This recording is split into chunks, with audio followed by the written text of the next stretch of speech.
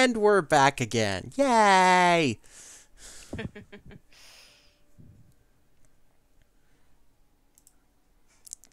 Hi.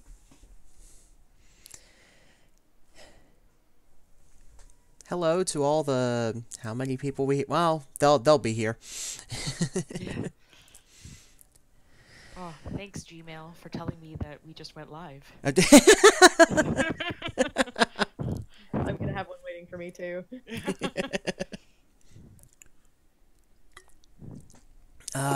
So it looks like we've all done the Greater Rift, and we've done the season journey thing.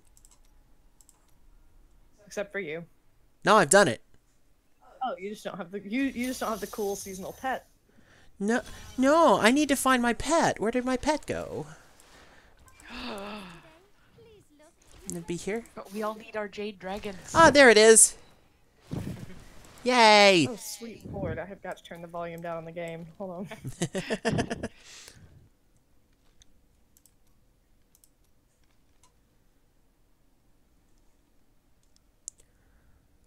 Let's see. So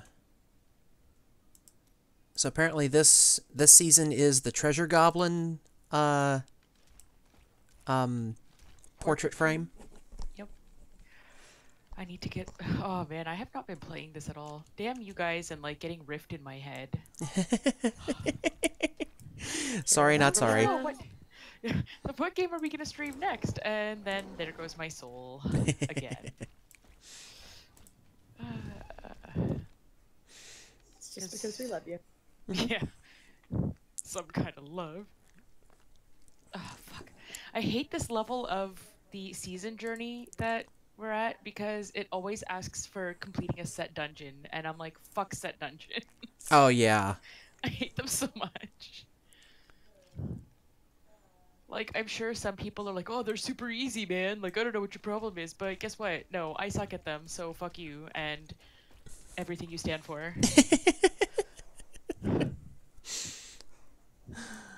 Oh boy. Let's see. Okay, what do we have? What do we have to do? All right. All right. Finish level 70 Nephilim Rift on Torment What 5. we All have to do right. is me not right click.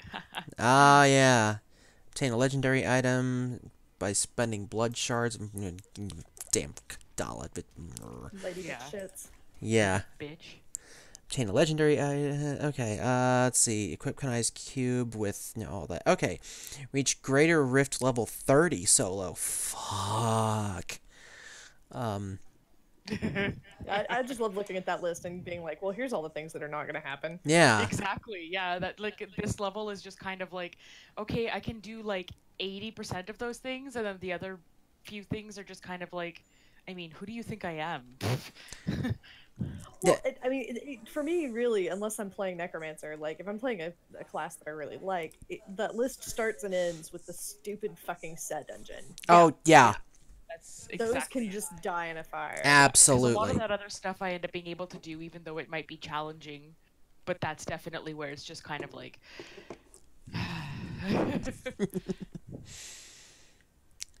So, are we have decided we are going to play, we're going to start playing Rift next week? Yes. Oh boy, I gotta figure out what the hell I'm gonna play. Well, I created my character,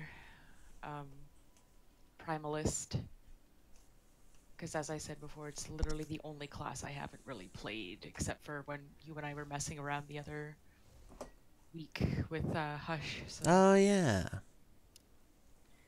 I think I'm going to do just the glass cannon. Let me fuck up your face with elemental spells. That works. I could make a joke about who is surprised, but no. No one's shocked. No. But I mean, I know my place in the that's world. okay. Yeah. It's in the back throwing spells at everybody. Exactly. All right, so what do? I'm looking at my build again for a sec.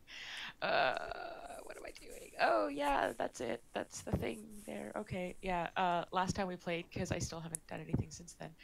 I got my best in slot armor piece. Not armor piece, but armor cube thing. You know what I mean, right? Yeah. Right? Yes. Words. Yes. It's worse than usual, guys. I started school yesterday. Oh yeah, Oh, that's right, I heard about right. Yeah, and it's just. Proud of you. I'm still freaking out. Proud of you. And I'm like, when my husband was like dropping me off, I'm like, I'm one of those old chumps, like going back to night school to continue her education. Like, what the fuck? You do what you have to. That will be me eventually at some point, probably, because I didn't bother finishing college. But to be a stage manager, it's not really required. Yeah. Oh, No one gives a shit. Yeah, I didn't finish school because I suck at it. So, after trying like 7 different programs and wasting a lot of money, I just was like, okay, obviously I need to figure out some other things before I keep trying to do this. So I, took a break. I was kind of super depressed for a while and couldn't work. And then I finally started getting myself into working again. And I've been able to hold this job for like 3 years now, which is, by the way, like monumental for me. The fact that it's a full-time job and I haven't been late. Like I've been late maybe twice in 3 years. And it was like for the one time, it was like 5 minutes, if that. So it's not even like, oh, I slept in and I slept through my alarm or whatever. And it's like, I haven't called in sick just to like not be there. That's really awesome. Yeah, so that's kind of like huge for me, right? So like finally feeling ready to try, I was like, well, obviously this is kind of what I'm doing with my life, because I was really, really, really fortunate in that a friend of mine's mother has her own accounting business, and she needed help for her books and she doesn't really like to hire like just random people because her business is out of her home, and she also is very particular, so she has just trying to figure out things like that with a stranger. She's like, well, if I can potentially get one of my kids' friends to do this, then all the better, because I'm familiar and whatever. So anyway, a few times over the years, I had worked for her, basically doing some very basic bookkeeping and month ends and stuff. And she had this. Oh, I'm gonna open up a Rift, by the way, just for the hell of it. So Oh, okay. I'm not doing anything. Oops. Anyway, so yeah, she ended up having this opportunity with the place I'm at now, where they needed like somebody to basically be temporarily there to help out because somebody was going on mat leave. And they kind of realized after a while that we were getting busier and that they still needed me when the other person came back from mat leave. So they were kind of like, oh, well, stick around. And, then they were like adding on more and more hours. And, I finally got offered a permanent position with them in June. So I guess accounting is my life now. So I figured I should go to school for it. That's really awesome.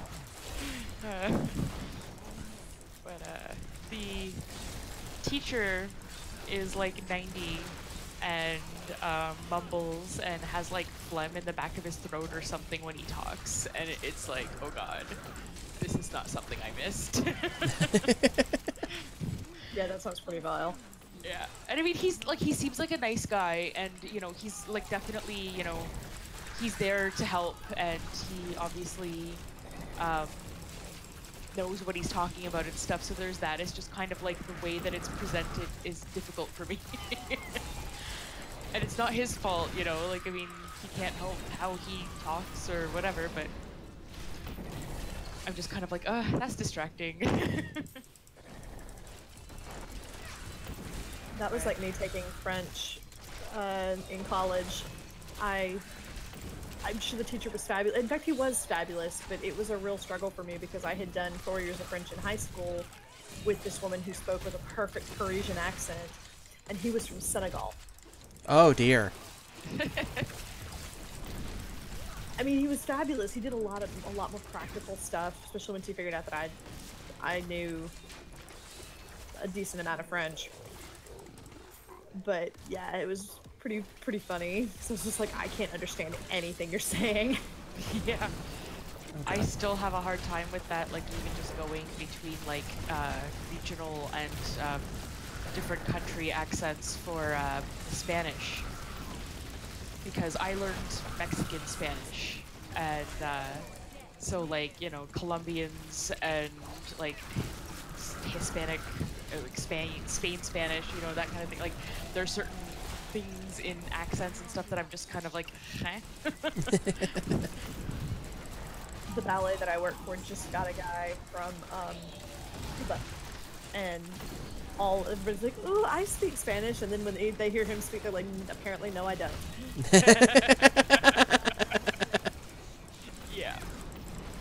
Yeah, Mexican Spanish is like the Spanish that most of us would be used to up here. Like, you would consider that maybe this sort of a non-regional Spanish, the way that, you know, like a standard American accent would be like a non-regional English kind of thing, right? Right. Mexico is the Midwest of the Latinx countries. That's fair. Basically. And I mean, like, obviously there are definitely certain like slang and colloquialisms and stuff that aren't necessarily common across the countries or whatever, but yeah. So it's like, I mean, I went to a Shakira concert in Mexico City, and of course, so she was speaking Spanish, but my Spanish is still, like, I mean, I'm not great at it, right? Like, I'm still, especially now, I mean, I haven't been using it in years, but, you know, even at that point, it was just sort of, like, barely rudimentary conversation, like, you know, so, like, a Mexican person I could generally understand, and we could kind of get to talking. She's talking to the audience, and I'm like, I have no idea what she's saying.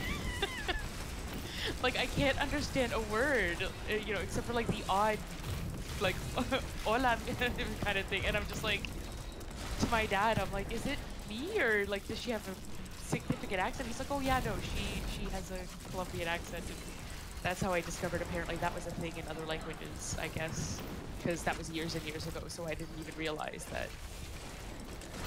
I don't know why. I mean, like, obviously if English has accents, then other languages would presumably have other accents, but, you know, it's just, I don't know. You know what I'm saying, right? Yeah. Oh yeah, for sure. I mean, it's. I imagine it is somewhat similar to someone with an accent from the South would be different from someone from Boston, would be different from someone from Wisconsin. Well, even another thing I ended up discovering around that time as well is, like, I hadn't gone to Polish church in a really long time, and we ended up going to the Polish mass for some reason or other. I don't even remember why now, it's so long ago, but the priest at the time was from a different region than my family. I think he was from like a southern region, and my family is, like, you know, from kind of the Warsaw area, and the way he talked, I couldn't understand him very well in certain, like, with certain words and things, because he had an accent, and I was, again, like, I was kind of mystified, because I'm like, shit. I've never heard this Polish before. Like, I don't understand. Died again. Way to go. We're all shocked. Like, that Haven't didn't we take gotten him long. a bubble yet? I swear I'm trying. Well, I mean, if you're interested in tanking in Rift, I'll go ahead and heal and do support and stuff, so I'll bubble you all the time. Doctor's a delicate flower. I can't help it.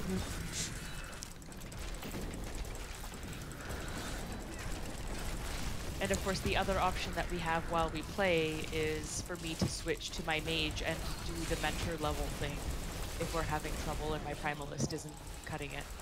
Because I have the Chloromancer mage spec as well. So. And I figured it out again. I actually have a general idea of my rotation and skills. And I kind of, like, fixed it up redid all my skill bars and everything. It's been so long since I played MMO. It's Same. like having hardcore flashbacks. Except I still find Rift just far more interesting than other MMOs I've played. I agree. Like I'm really liking the setting. Yeah, I like the story, I like the setting, and then just, I've said it before, and I'll say it again a million times, just the amount of different things to do. Like... Yeah, I accidentally clicked on a menu and found myself, like, down in, you know, a spreadsheet rabbit hole. Yeah. Yeah. Like, it's just, between, you know, like crafting things, and you could do crafting dailies if you feel like it. Obviously, like, you know, if it's something that you're not interested in, then you can just kind of like not do it, do other shit. And then, you know, the dimension thing, the wardrobe thing, the, you know, fishing stuff, and then there's like adventures and chronicles and dungeons and raids, and just the general questing and everything. And like, I mean, dimensions can take up like all of your time in the game, literally. Like, and of course, as you level and you get like more notoriety with the different factions, it unlocks different dimension items from each of those factions. Oh, let me get this. Like I recently discovered in one of the new areas. Oh shit! Oh shit! Oh shit! Yeah, I died. Oh no! I gotcha. Like, ooh, loot. Oh wait, there's fire. Don't stand in stupid. Yep. We made it to the next area, Bird. Yeah, we're You not left me. No supposed to wonder. be I was like, standing and nothing's stupid, dying. but at least we're going to the right spot. God. Also, Yeah, we I was apparently like, nothing was dying. have a friend. I think I've seen this person before. I Good. think this is dude. This is dude that's played with us before. Yes, there's somebody on my friends list, and Oh, he okay. occasionally hops into one of my games, and I never... Hold on, let me check my friends. Did I leave a note on him? Of course I didn't. Normally when I Jesus. have friends on Battle.net, I leave notes Ah, on people. yeah, that makes sense. Because I forget who they are, unless I'm like, oh, this is where I met them or something. Like, I have somebody's, like, they have their real name on their Battle.net, but then my note, it has the character that I knew them as, and which server and guild that I met them on. So then I'm kind of like, oh, that guy, okay, I remember that guy, you know. But this guy, I don't remember. And I'm pretty sure what happened was, I think this guy was one of those people that I, like, did random rifting with, and we ended up doing, like, a bunch of them together. Oh, here we go. Back here with me. So I think we ended up, like, adding each other as friends because we had done, like, a couple of hours of random rifting or something. Because that would probably be why I didn't put a note on him. This guy's, let's see, how, his Paragon level 746. Yep. On a seasonal character. Yeah, I got up to, like, the 700s last time. Because I actually played more often. Right, Wait. but there's only room for one, like, freak of nature around here. Yeah, apparently. That's what happened. Kidding.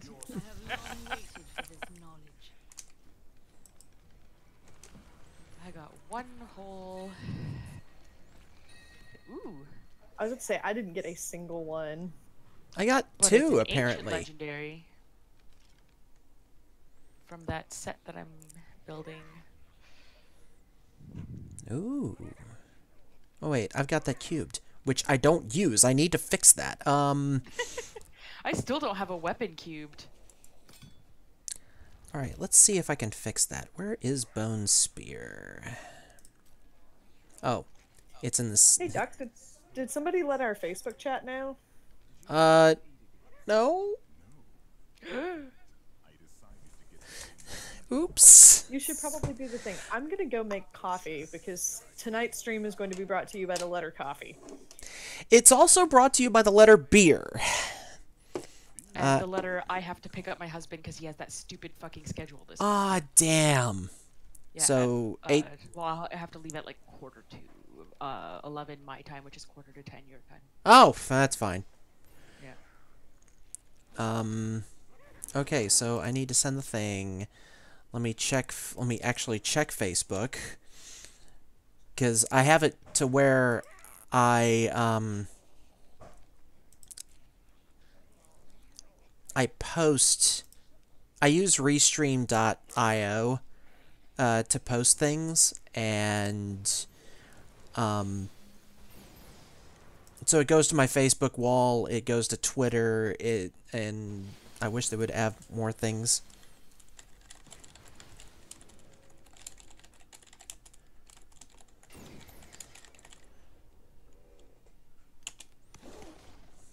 Ah, there we go. Okay. Alrighty.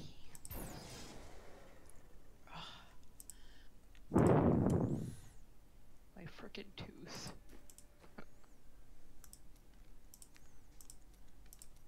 There we Ow. go. Ow? No ow. No, I just cracked my wrist, and cracking is not good for me. Ow? I don't like it.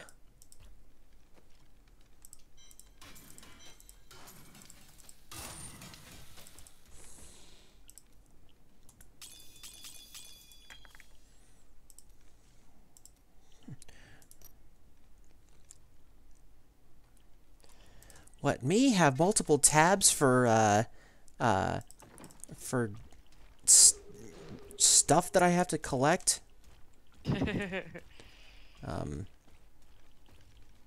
Alright, let's see here. But I like the skeletal mage.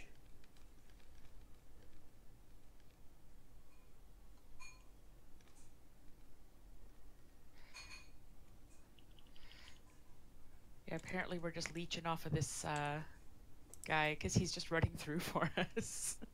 He's the one getting most of the XP, though. Well, I'm in with him. Oh, okay. So, you know, one of us is getting something.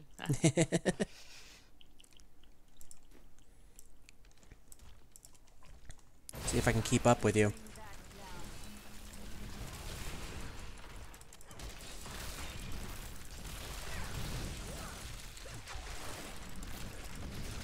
Look at all the corpses!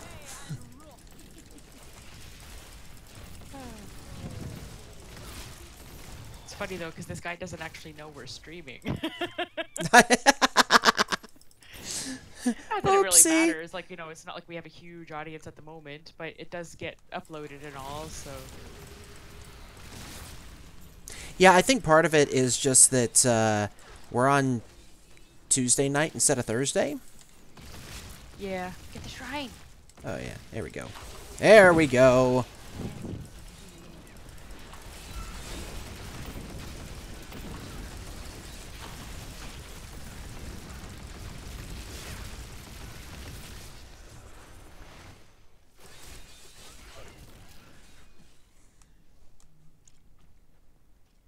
Oh, I hear a fucking goblin. Where is it? Not in this direction. There it is.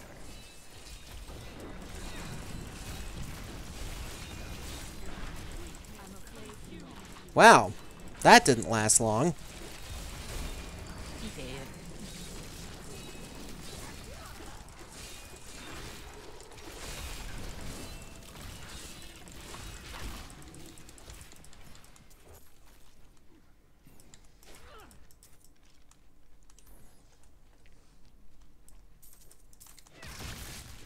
Yeah, I think last time I checked, I think we are the only ones in the channel. Hush is here too. Oh, hi, Hush.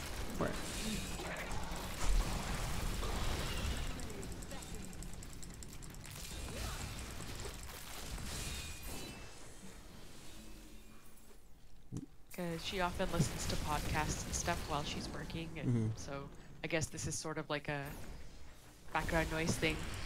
Yeah. I'm totally with that. Oh, there's another shrine if I can get to it. Yeah, kind of blocked right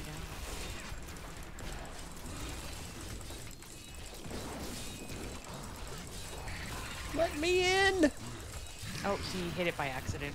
Damn.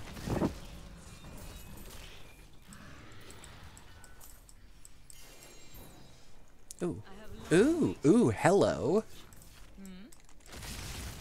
Man, I'm doing really good with the legendaries. Maybe the game just doesn't know it's me. We managed to fool it somehow. Oh, there's a shrine here you can get. Alright.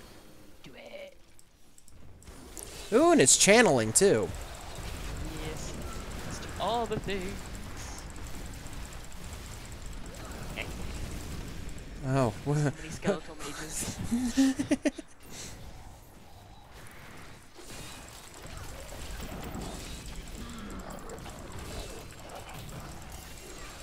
Another one. Jeez. Nope. Maybe it's because Birdie's not here. Oh! That's the secret.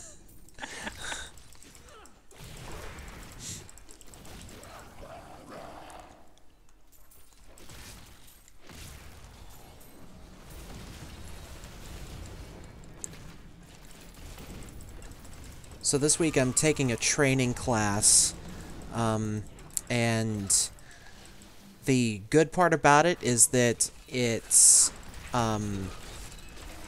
like, oh shit, I died again.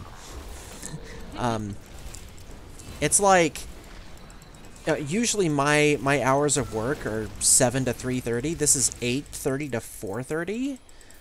So I like get an extra hour of sleep, and I don't have to go anywhere. It's I'm supposed to do all of this here at home. Nice. Oh, shit. And so I have to actually make myself put on something resembling clothes for this thing.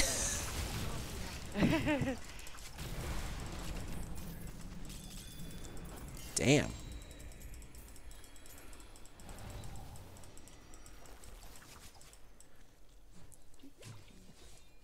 But I've also realized that Welcome back. We did a rift, apparently. Oh, I got in for the Odious Collector and the Rift Guardian. oh good. So you got the important shit anyway. Exactly. Thanks for doing all the hard work. You're I welcome, think Miss we're mostly Vidy. Yeah, that other guy.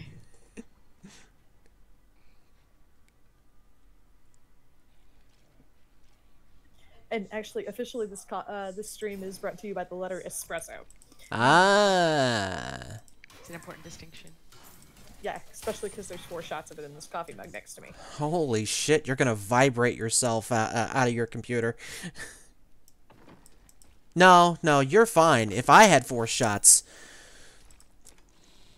Yeah, we'd be peeling you off the ceiling. I would have 500 levels of Paragon in 5 seconds. You would be a paragon.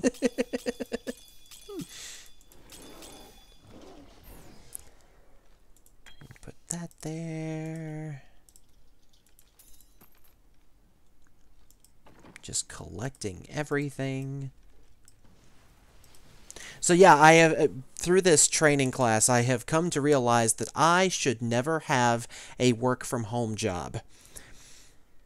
Because Yeah, I know, it's bad for me. yeah, I practically live in my office right now, and like I can tell, like tomorrow we have handbills and choir practice, and I'm gonna be so happy to get out of the house. So I think it would be a little different if you worked from home as opposed to this class, because like you're shackled to your computer. Yeah. Whereas if you worked from home, you at least would, be able to get up and move around a little bit. Whenever the fuck you want. Wow. Didn't even wait for a response. Okay.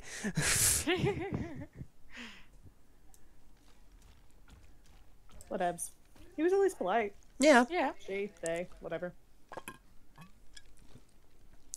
all of the above. All of them, all at once. Yep.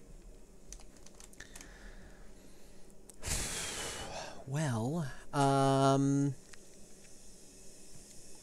even though I'm dying normally, I think we're doing pretty good. Do we want to up? Do we want to up the to Torment 7?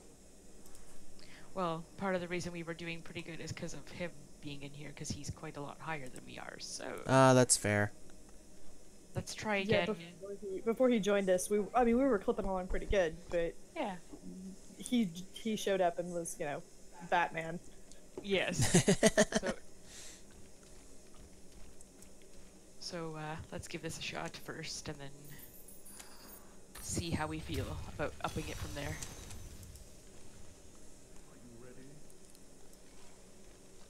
My computer's so fast.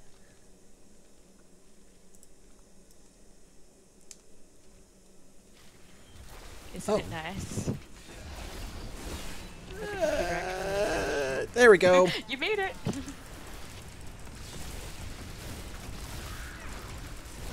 Oh shit. Oh shit. I'm gonna die. I'm gonna die. I'm gonna die. It's fine, it's fine. Oh, fire. Oh god. Whew. Made it. Well, I guess we're doing alright so far. Probably helped that I had that, Oh, excuse me. armor thing. Cube. Wow, I just cannot retain that. Like, I have no fucking clue what I'm trying to say.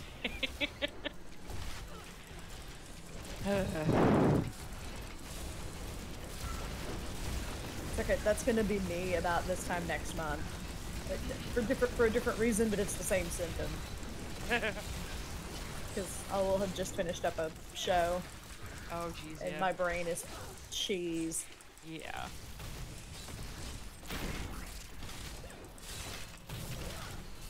Oh yeah, it really will be a month from now. Forgot what day it was. I didn't.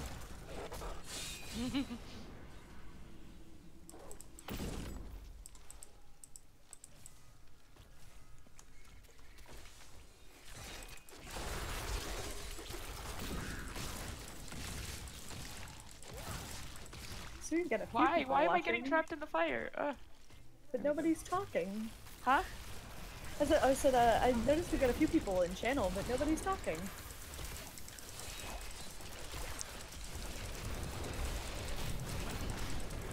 Hush just said something.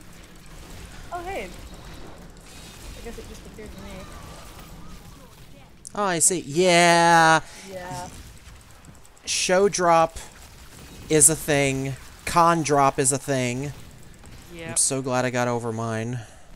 Show drop is not too bad for me, but only because of, how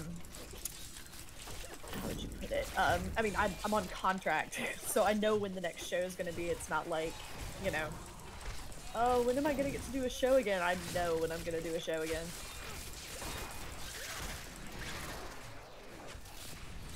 So that certainly helps. I mean, you know, it's, you treat show drop by auditioning for a new show, or in my case, signing a new contract, and you beat con drop by planning your next con.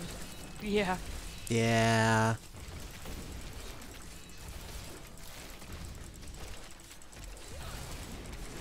The con I'm going to is in the first weekend of November. Excuse me. Part of me is still so sad I'm not going to Fanimal Fest, but I just can't. I couldn't justify the ticket prices. Yeah, how much was it? I don't remember now, but it was pretty insane. Like a couple $100 at least. I haven't really gotten involved with theater, thankfully, so I haven't experienced such a thing.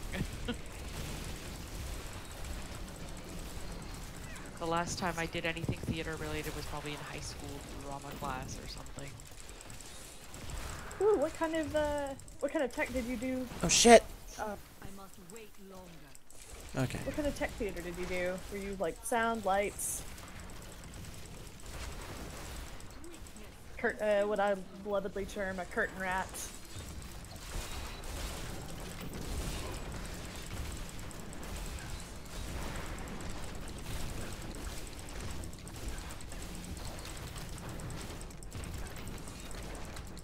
Yes, we have something that we lovingly refer to as Nutcracker plague. Died again. I need to stand in the poison. Thank you. Yes. Poison. Yes, stage management is what I do, and I also do lighting design. And I've done properties, but it's been several years. Hi, Arcane. No, it is not, in fact, Thursday. It's just... You should have said it was. Wait. It is? No, it can't be. Yeah, actually, I'm not someone to ask because I've been working from home. And you can never get the kind of Thursdays.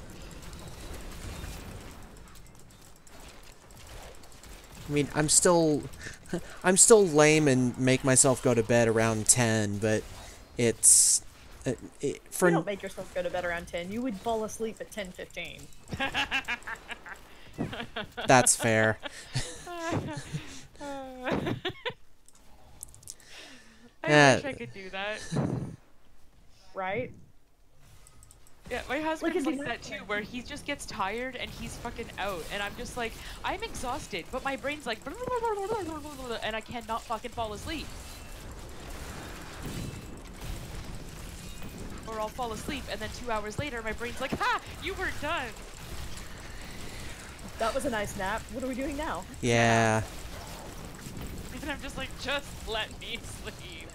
I admit a lot of mine, like, I used to be like that quite a bit, and a lot of that was solely from anxiety, and I don't have that problem so much anymore with my new job. That's good. Yes, it was driving his poor wife crazy. Yeah. Like, it'll still happen from time to time of, like, okay, I'm up at like, I go to bed, 10:30 or so. And it comes around to 2 in the morning if... Oh, shit, I'm gonna... Oh, okay. No, I'm still alive. Okay. If Birdie hasn't come to bed yet for whatever reason, and the night side... the bedside bookshelf still has the light on, I'm fucked. Yeah. Because that's usually around 2:30, and my brain immediately goes, you have 3 hours left before your alarm goes off. What the hell are you gonna do? Like, Oh, no. well, I'm not gonna sleep, thank you very much.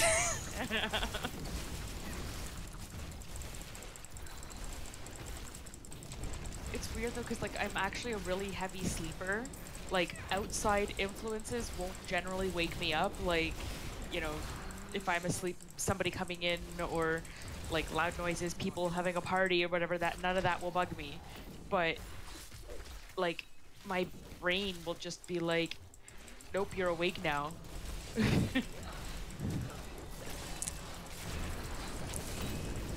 For me, it's I'm totally light sensitive. If it's bright, my brain will think that I need to be awake. And, I mean, I've tried sleeping with sleep masks. They come off in the middle of the night. There's no way around it. Oh, God. I find that too, that they don't really stay on for me. And if they're too snug, they bug me, so it's not really a viable solution. I mean, light doesn't wake me up, but it will keep me up if I'm trying to sleep.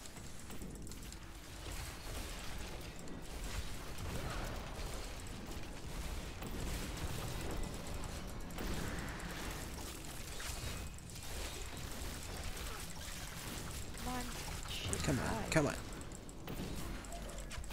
Yeah, Dragon Con, we were going to sleep between midnight and 1 a.m. And Yeah, typical for cons is definitely staying up later. But, like, I would wake up at 6:30, 7 o'clock, and I'm like, I'm ready to go. Wait, why is it still dark? Oh, right, because we have blackout curtains in here. Oh, those are the best, though. I love those curtains. Yeah, that's like one of my favorite things about staying in a hotel. I always fucking use them. And my husband's like, he'll leave the curtains open, and I'm like, what the hell? Do you want the sun to wake us up? Fuck. I ain't let no light in here.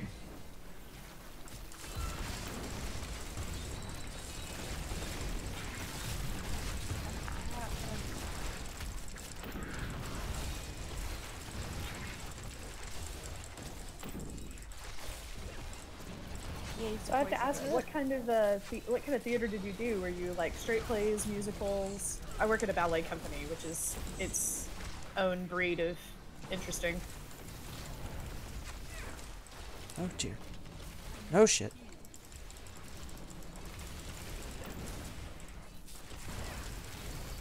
Sorry, it's rare to meet another stage manager in the wild.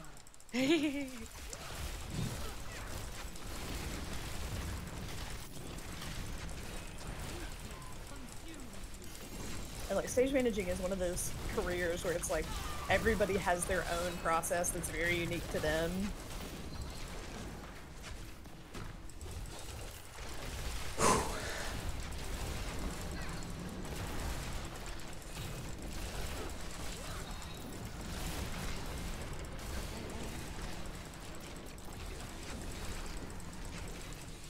Why am I standing in the poison? Obviously, it heals you like it heals me, right?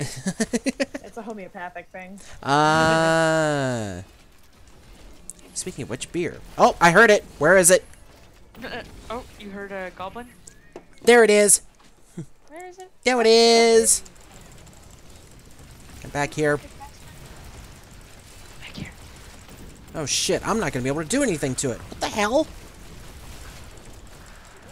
It's fine, I got it. Fine. Skellies are all like, dog pile! Yeah.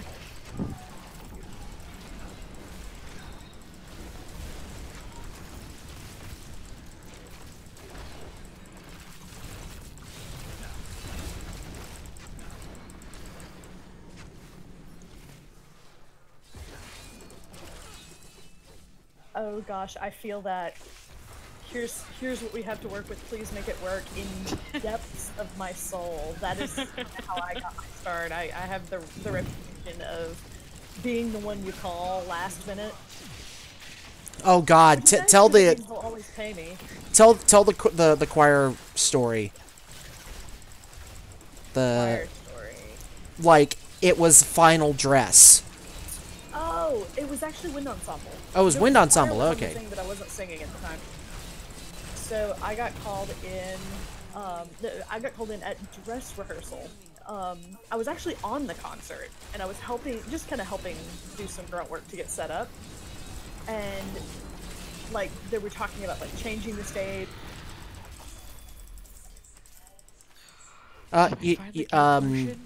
Bird, you stopped talking. Oh, did I? Sorry. 1 second.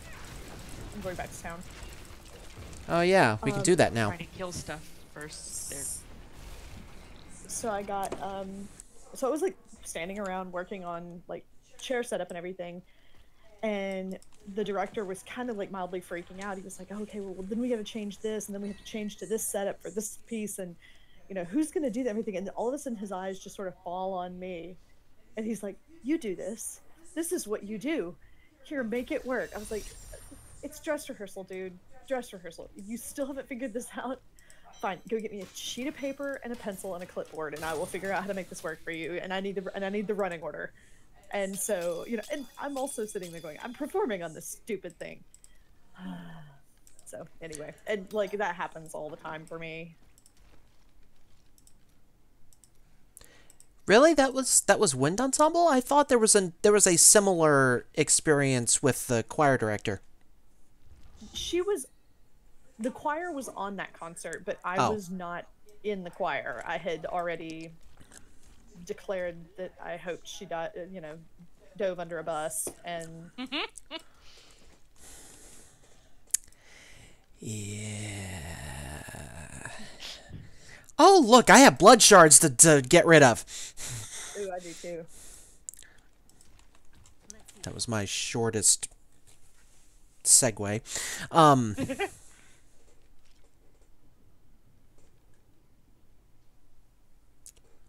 Okay, what the hell am I gonna do? What am I? What?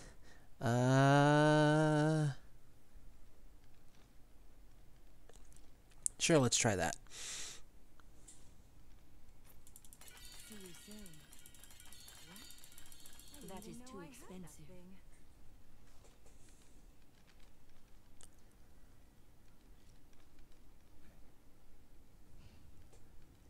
Ah.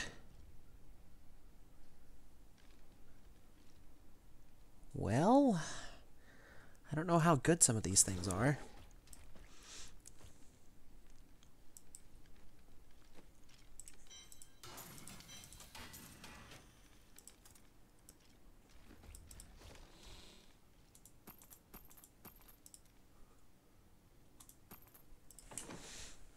Oh, for fuck's sake.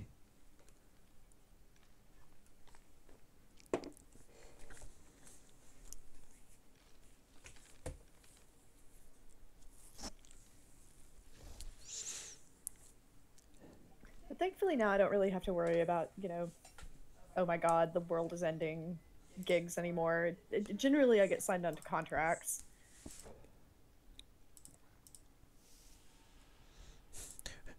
Where there's actually a piece of paper that's protecting you from bending over backwards and breaking yourself. Yeah, that or, I mean, I don't make the symphony do that, but that's because I'm paying it forward, so to speak, because I really, really want to eventually work there. Knocks on every piece of wood imaginable. My best friend is their general manager. It would be the greatest job ever.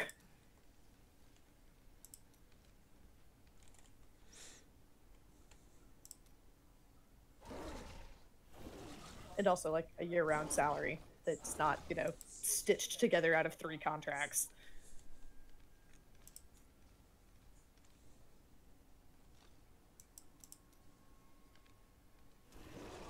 Oh, son of a bitch. Meryl? Sorry. I'm trying to get some of my like best in slot type stuff, and it's just not really going well. I've reforged some rare items into legendaries, and I got like the same thing 3 times. And it is in no way helpful to me. Nor is it in any way like useful to my build. Yes, that does make post-show drop way worse. When, like, the higher stress it was, like, you can still be stressed on a show and enjoy yourself. That's, like, the art of being a stage manager. But, like, the more stressful it was or the more high-octane it is, oh my god, it makes it so much worse. Peter Pan was probably my worst show drop, because I had, it was the first time I'd ever dealt with flying, like, flying people. And, oh my god, I squalled at the end of that show. I'm a bad post-show crier.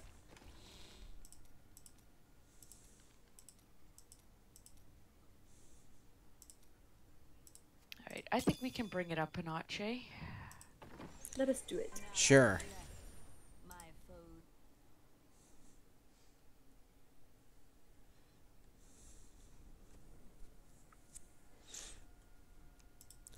So what is... Oh, there's another portrait frame. Okay, so that's what that gives you. We thankfully for the flying, we actually hired a flight director who did all our rigging for us. We were still pulling the ropes, but like he came in and spotted us and taught us how to do everything. If anybody you know is ever looking for somebody, I have the hookup. You should poke me.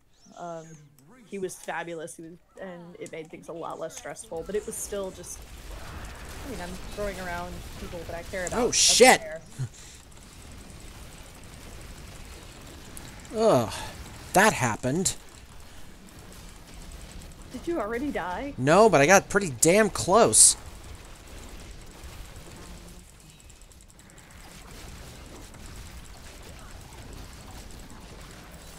Whew. It's fine. It's fine. This is fine. Death's breath, though. Oh my god. I used it all up in the cube. Oh. Oh shit. Oh shit. Oh shit. Oh shit. Oh, Damn it!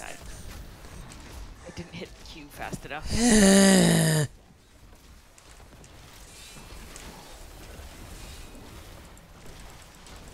Oh my god. I died again. What the hell just happened? Oh, it's those motherfuckers.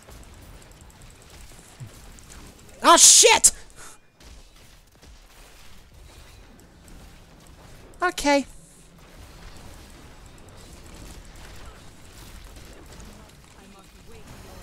What the hell?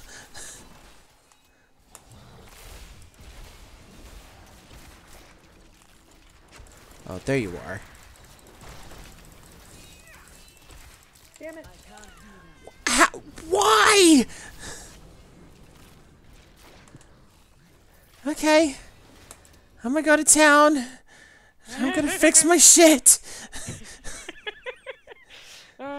Normal Tuesday night now. Yep, everything is back to normal. Oh.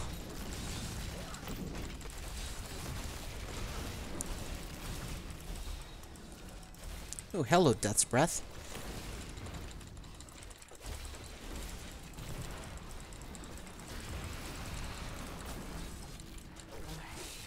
All right. Are they done?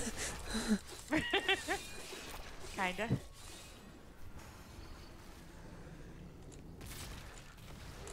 Oh, wait, no, there's more.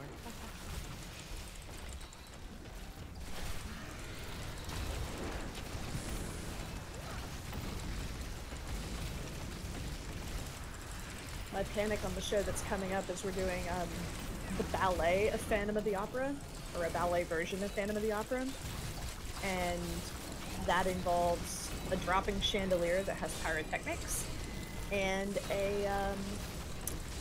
and I know that there is a noose in play, and I know probably I'm gonna have to be the bad guy in regards to that noose and be like, no, you may not put it around an actor's neck unless it's trick rigged. Keep your hand at the level of your eyes.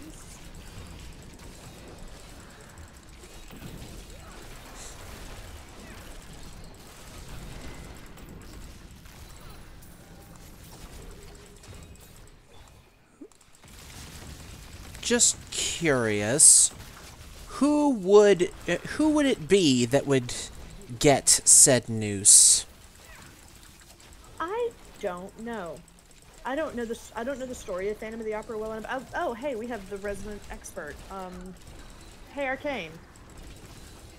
Who gets the noose in Phantom of the Opera? Isn't it like one of the stagehands or something? Great.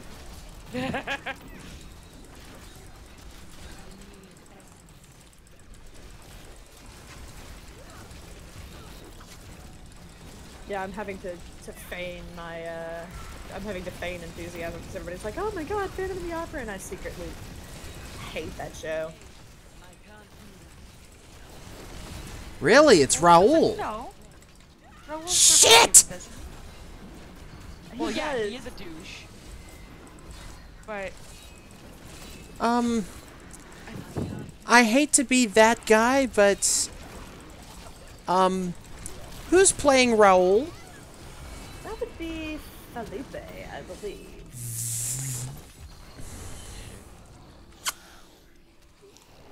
Someone heal me.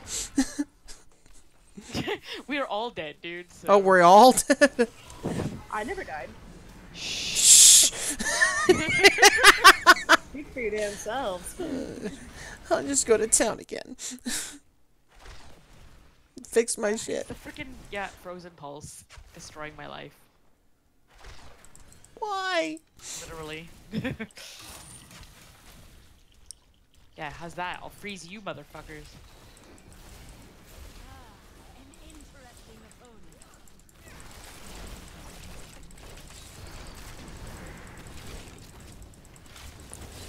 I mean, Render frozen pulse.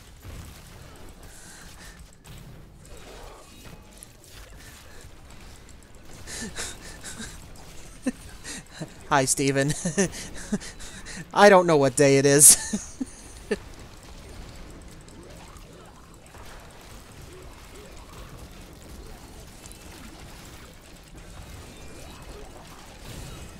I vote we call it Blur's Day. I like the that. day with Blur. Not to be confused with bleh or meh. Yeah. I vaguely know the story. I just couldn't remember who got the noose. Because there's a stagehand that gets et during the masquerade, isn't there? Yeah, that's what I was thinking of. Is the one who gets the noose is there's like somebody like from the background there that ends up like the actual person gets killed, and that's like what freaks people out in that scene. Because he like comes down from the ceiling or whatever. But Oh yeah, I remember. 100% of my prejudice against Phantom of the Opera is because I had a stalker boyfriend in high school, and that just sort of soured me on the whole. That's fair. Oh, he Intense controls you stalker. because he loves you. Yeah, no. oh, so you were asking like who actually gets snoozed? Okay. Uh, misunderstood. Steven, we usually do this on Thursdays. It's just that our schedules aren't really working out for this week or next week, so we've decided to move By to ours, he means Tuesdays. mine. Yeah, I was gonna say, I'm like, I have no life, bruh. Right now, Mondays are my only days that suck. Damn it! That frozen pulse again. I failed.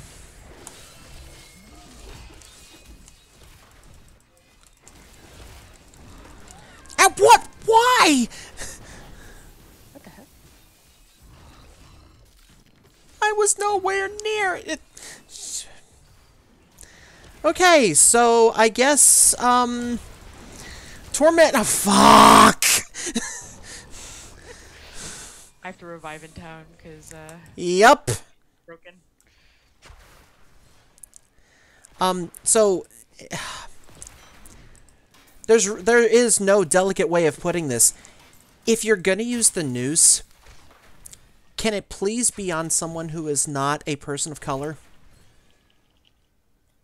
Ooh, it actually is. Come to think of, well, yes, he's Brazilian. Because, yeah, I mean, it's the South. I don't care that we're a very atypical city in the South, but no. Sorry. I mean, it's already said. It's the Brazilian. It's our. It's the Brazilian. It's the Brazilian guy. Well, because two of our three lead males are Latino. One's Cuban, one's Brazilian.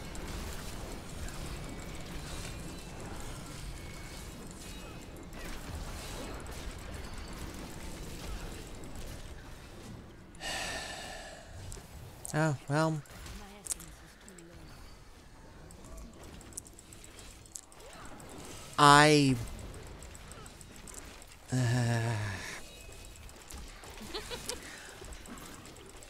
I mean, honestly, in this thing, it doesn't really bug me so much as it would if it was. It's like an established part of the story, right? Yeah, there's not like, I mean, they're not being targeted in any way apart from the fact that they were like an inconvenient presence. Right. I mean, it's a personal thing, not a racial or political statement to, for the Phantom to make. Arcane. It's a karate, Yeah. not a lynching. It's 100% more French. Absolutely. Exactly. There you go. Oh, did we get split up again? Uh-huh. Oh dear. I do what I want. I guess we'll bring the party to you? Not doing anything. Oh.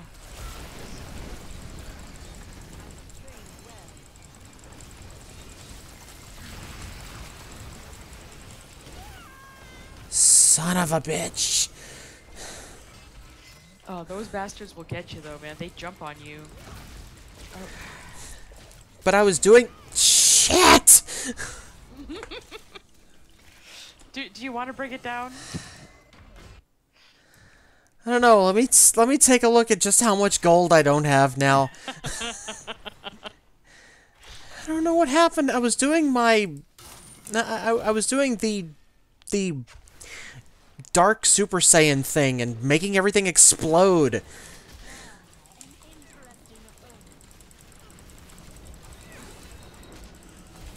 I am definitely squishy as hell. But hopefully I can poke things fast enough.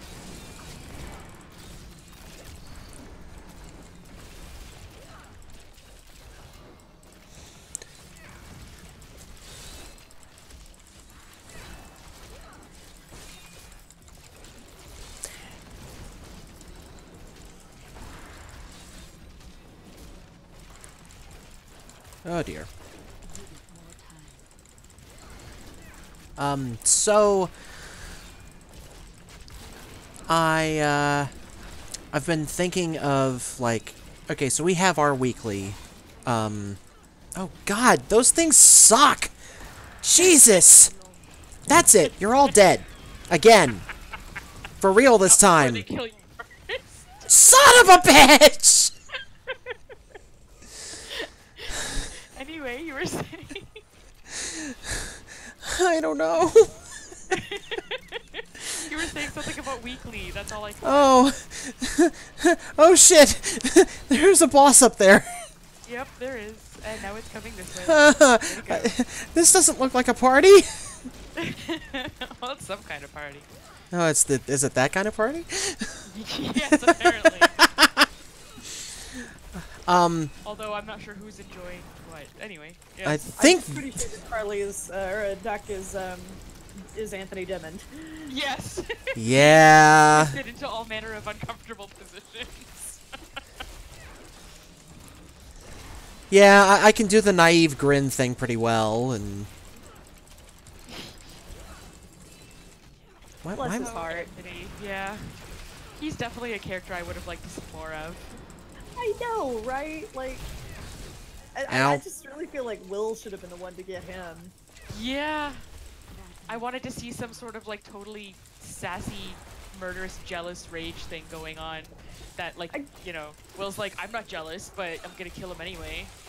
I mean, I think we're gonna get that out of Bedelia, so probably. it's not a total loss, Yeah. but it's not the same. We did as get a him little just, like, bit of basically it. killing us double. With Bedelia, like, I mean, there was a little hint of that in season 3. To use the Chilton term, quantifiably bitchy, Yes. which is one of my personal favorite terms now. Oh shit! Oh shit! Oh shit! Okay. Whew. So, oh shit! Not again. Yeah, I was saying, okay, so we've got our weekly thing, and I was thinking of starting up another weekly thing of, I'm not sure what. I was half tempted to do a playthrough of Torment Tides of Numenera. It's so good. I don't know what that is. So, okay, alright, we'll do this in parts. Bird, can you talk about Planescape Torment? And then I'll talk about Tides of Numenera. Coherent thoughts while kiting. Okay. That sounds like an oxymoron. Right? So, You teleported, you son of a bitch. Torment was Planescape Torment. It's a game from the very, very early 2000s. It was contemporaries with the original Diablo, actually. That was a very deeply story-based game, set in the, I believe, 2nd edition D&D Planescape universe. I don't know what any of those words are. They're Well, Dungeons and Dragons. You know Dungeons and I Dragons. do, yes, yeah. So it was 2nd edition, which we are currently in, I think, edition 5 or something. Yeah, we're in 5th right now. Was there anything that said Thaco on it? Yup. That's Yeah. No, it's 2. Yeah, that's 2. So Planescape is a world you would actually really like it just because of your riftiness.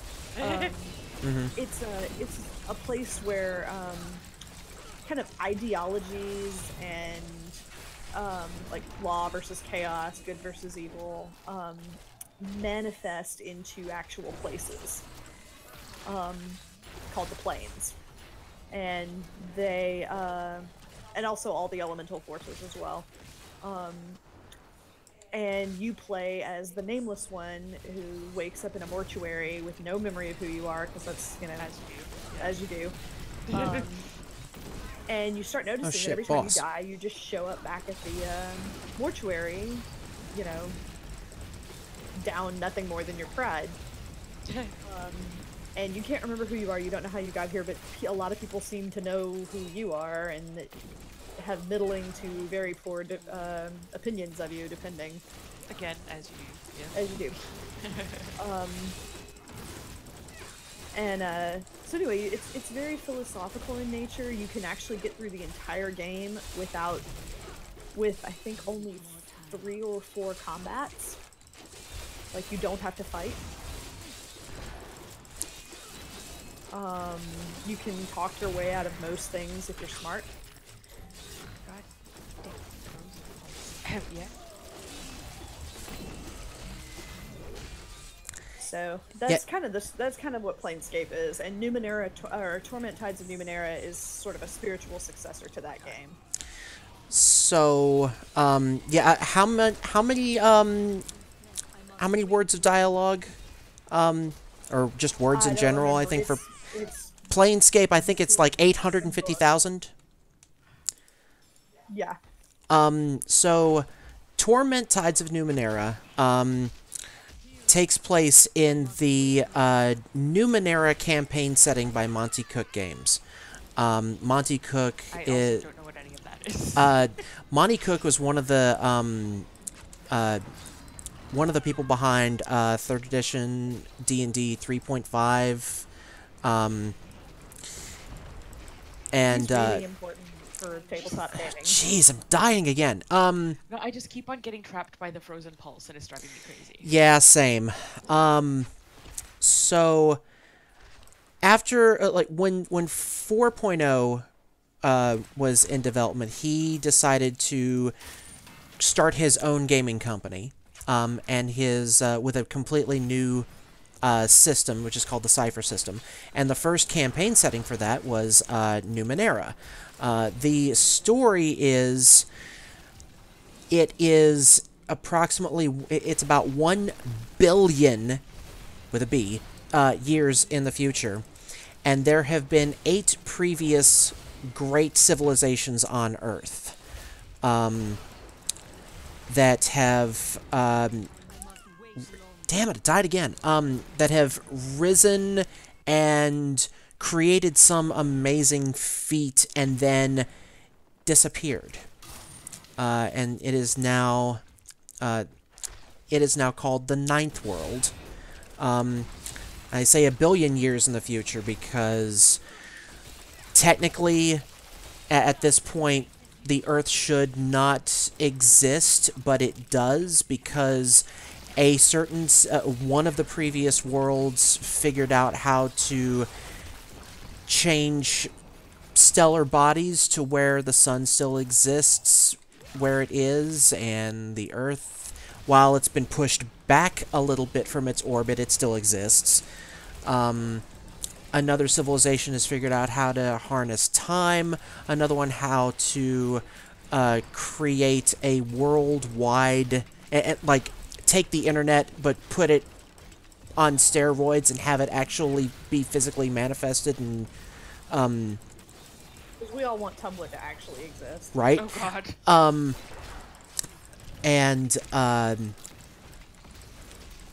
So it is the Ninth World, and it's sort of a sort of a medieval period for the people that live on this particular planet. And Torment Tides of Numenera starts off, you are a cast-off Apparently, some person has figured out how to cheat death by putting their consciousness, take it out of one body and put it into another, and the ones that, So it goes to the shell. yeah, sort of, yeah, and Yeah, pretty much. the the shell that is left behind develops its own consciousness and is called a cast-off, and they're all identified by this tattoo that's on their face, because of course there's more than one. Naturally. And I've only gotten to play like the first act of this. Damn it! But there's like over 1 million words in this game. The gameplay is quite, even though it's a completely different system, it is quite similar in a spiritual aspect to Planescape Torment. My favorite thing is that you don't have to use it.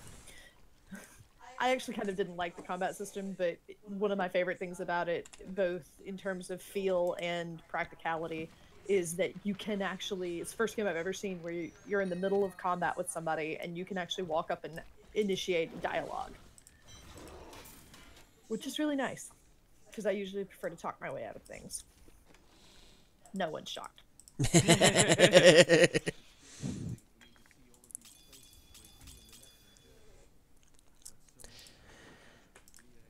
So yeah, I've been thinking about playing Torment Tides of Numenera on Twitch as just a way for me to, I don't know, just I want to try something new. The only thing that's intimidating me is the fact that there is over 1 million words to read. That's a lot of reading. Yeah, and reading out loud as well. Like, it has some voice acting, but that's... I'm gonna need to be drinking a lot of water and beer! Tonight's beer is not at all whatsoever in any way, shape, or form brought to you by Blue Moon's limited release harvest pumpkin wheat. It is, however, brought to you by water.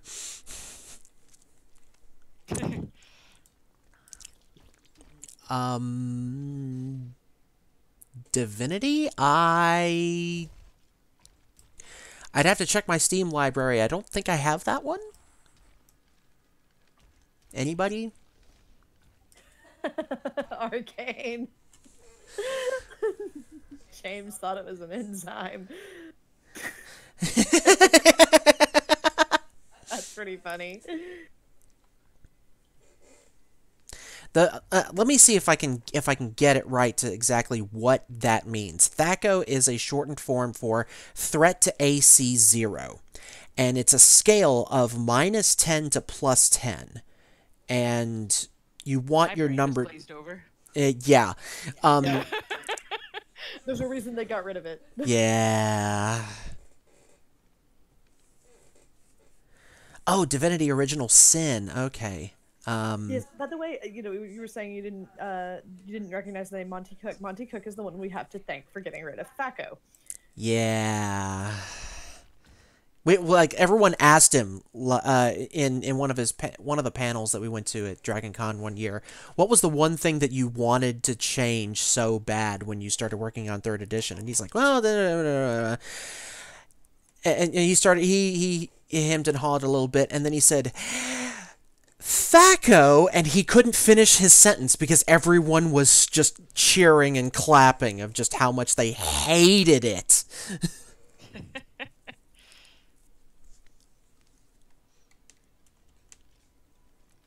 Like, it made sense.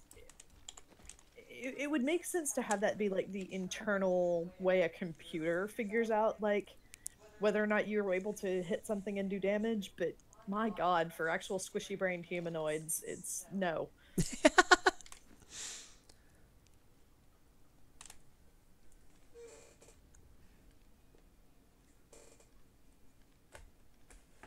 Oh, that's good to know. It's not that different in a gameplay sense.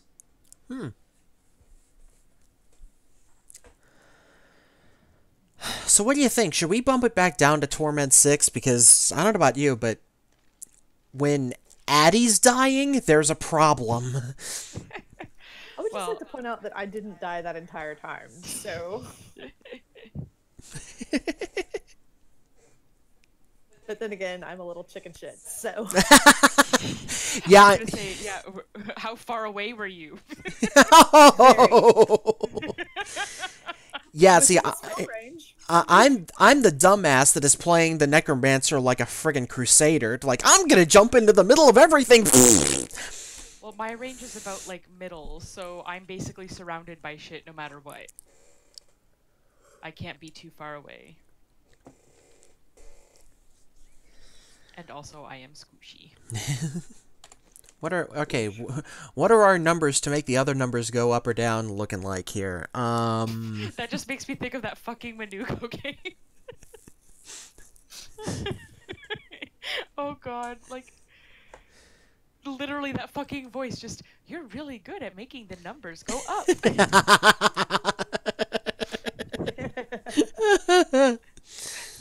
Have some dopamine as a reward.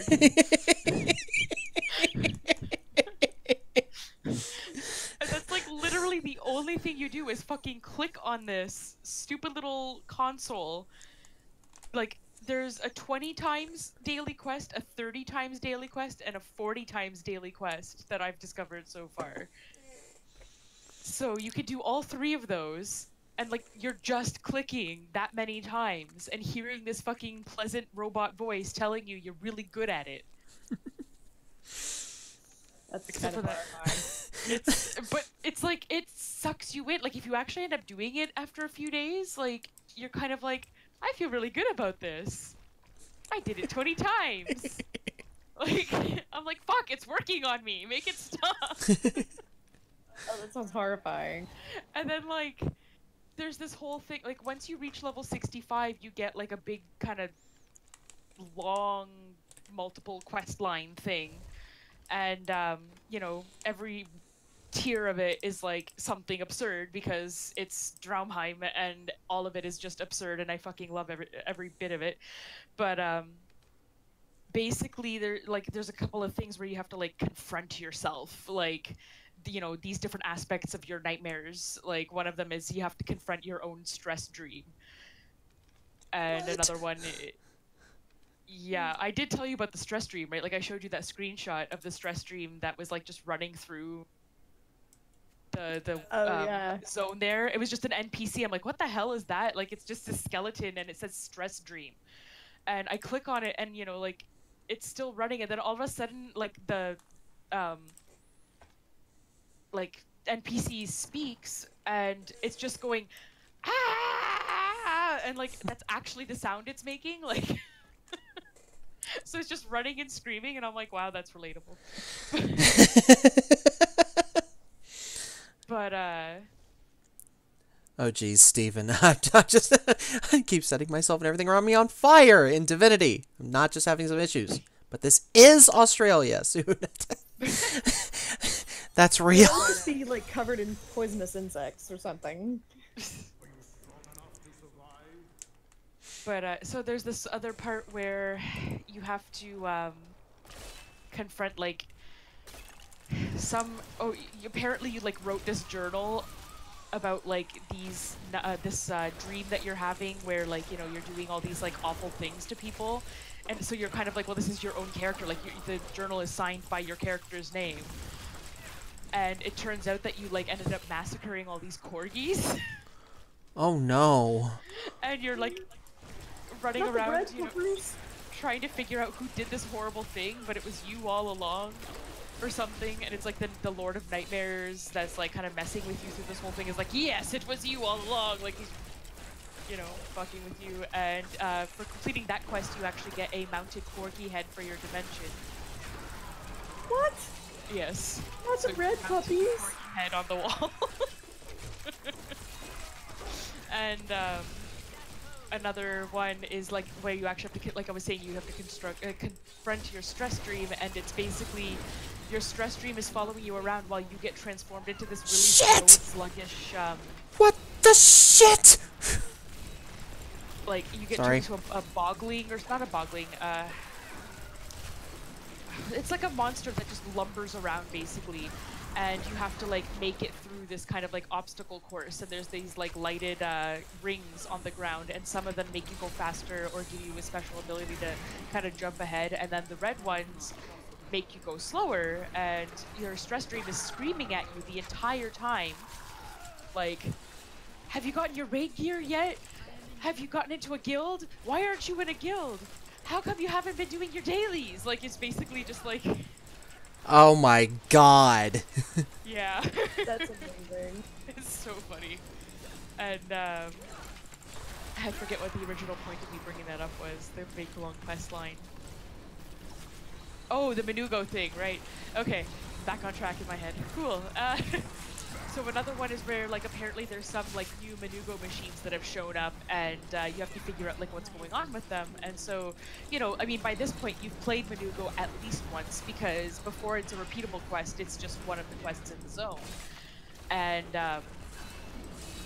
so you go to these Menugo things, and the first one is fine, except that it's, like, not really impressed by you making the numbers go up. And then the next one, it takes like 30 seconds to do it instead of just instantly clicking on it. And then the third one, I think it's like the numbers are fluctuating, so they're not necessarily going up or something. I don't remember exactly, but it was just, you know, like after getting so used to doing it a certain way, you're kind of like, no, this isn't how it's supposed to be. That's amazing. That's really awesome. Yeah, no, it's just, I really enjoyed the level 60 to 65 content, and in particular, I really, really enjoyed Drumheim. And like, one of the characters, once you get to the palace, which is Margle Palace with Flargle Plaza, you meet the princess, because I think the king is, like, the whole point of the storyline in that zone is that the king has been kidnapped, and you have to figure out what happened to him and stuff. So you find his liver, and his liver follows you around for a while. You have to drop him off his liver off with some guy, and later on you end up having to pick it up again and take it somewhere else. Was he an alcoholic? I mean... No, I think it's just a thing. Like, his beard is also sentient. Like, his beard gives you quests. And so his daughter, the I don't do princess, enough drugs. she like mixes up words in a way, like, so it's like an elegant dress, she calls it an elephant dress. Okay, that's kind of adorable. Yeah, so like, you know, she has sort of like, she's trying to communicate with you on your level, like, you know, your waking worlds, like the ascended people, but, you know, she doesn't have all of the words and colloquialisms quite right, and I enjoy like reading all her quests because of that. Because she kind of twists it all around, and so you get the point of what she's saying, but it's like, it kind of almost changes the meaning sometimes.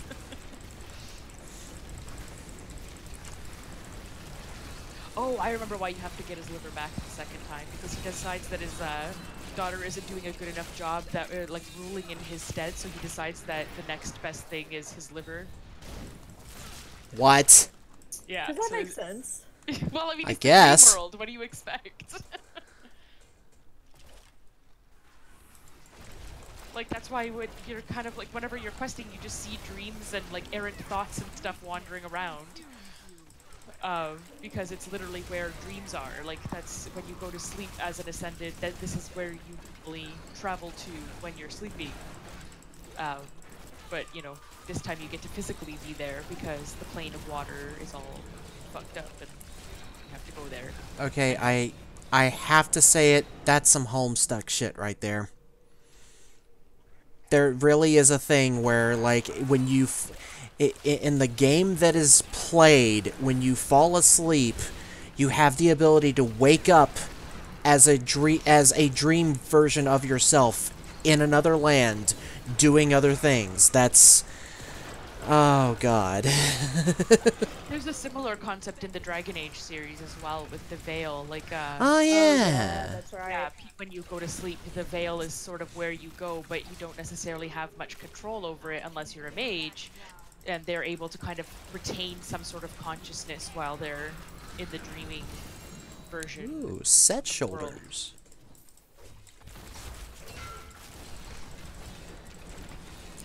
kind of shoulders are these?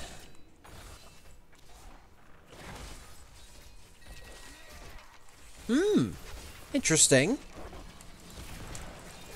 I don't think I've gotten that set before. What is it? Tragouls. Oh, Trigles. Yes. I'm actually looking for that one. Do you need the shoulders?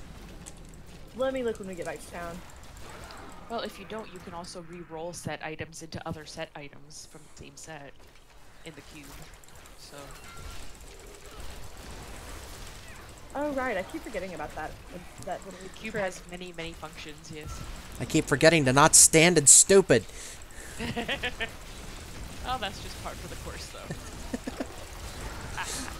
Oh, I need a hug.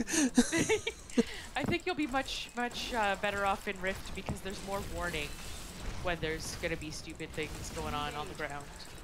Like you get, you know, the kind of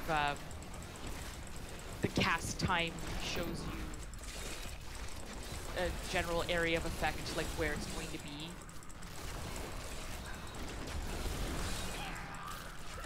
Which they kind of had that in WoW as well. That, you know, you see sort of a glowy ring somewhere where there's about to be a thing before like the thing actually happens.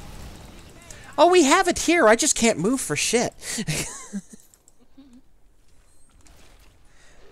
I should let everyone who's listening know I'm not actually complaining. I'm just being silly. Yeah. I'm Or whatever. the easiest way for me to deal with my inadequacies is to laugh at them myself, so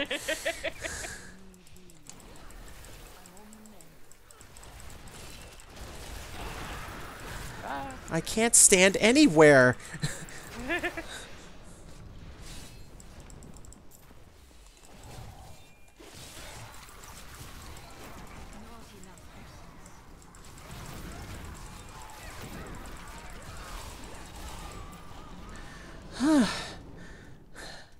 Okay. Made it through that bit.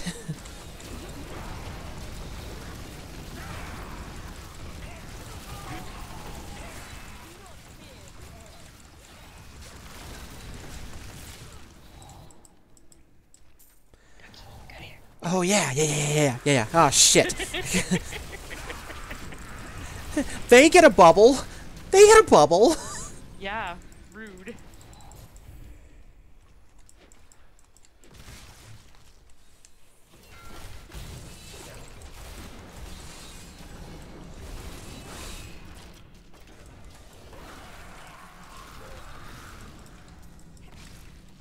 Ooh, another thing, well, I mean, obviously I'm really into Rift right now, so I'm just gonna keep bringing it up. But anyway, so another thing, like in the 65 to 70 areas that I've been doing, like well, I mean, all the zones kind of have an overarching story in their, like in the zone that also ties into the grander scheme of things or whatever. So you have like all your kind of side quest things as you go through, but really like there's one main quest that's taking you through everything. And something that I've liked that I think this 60 to 65 area, like the Plane of Water, didn't really do it as much, but this one seems to a bit more, is that like, first of all, you end up getting a couple of companions with you in each zone that kind of go through with the story. And, you know, so there's a little bit of banter and entertainment on that. And they help you out.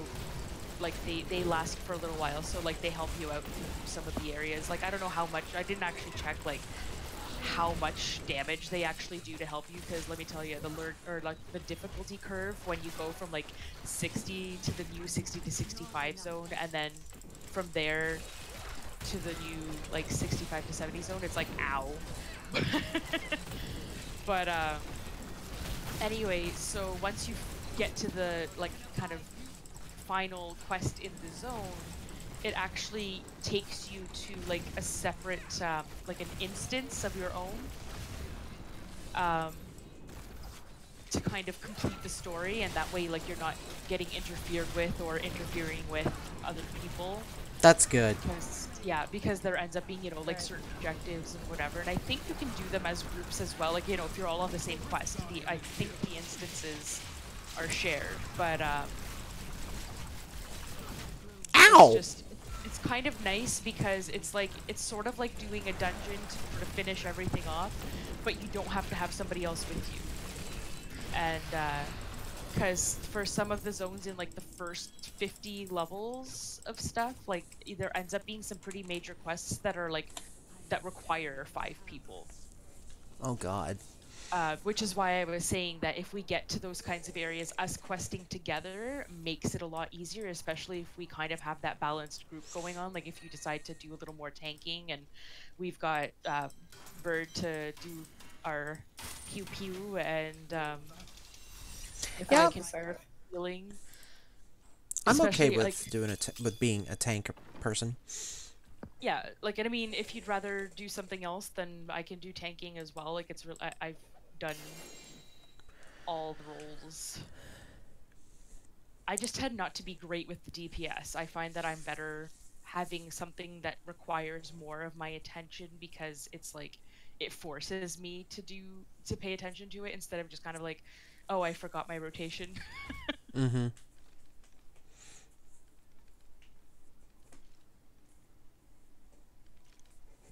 I from what I've played so far, I tend to like DPS pretty well.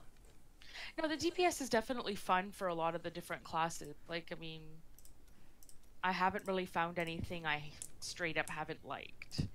Um,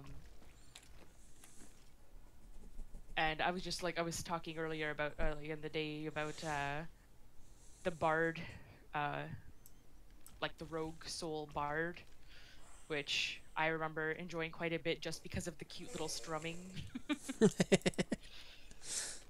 Because like every time you hit one of those little skills, you hear like a. I'm just like, hee hee, I'm playing the lute. Walk, walk, walk through the slightly damp corridor.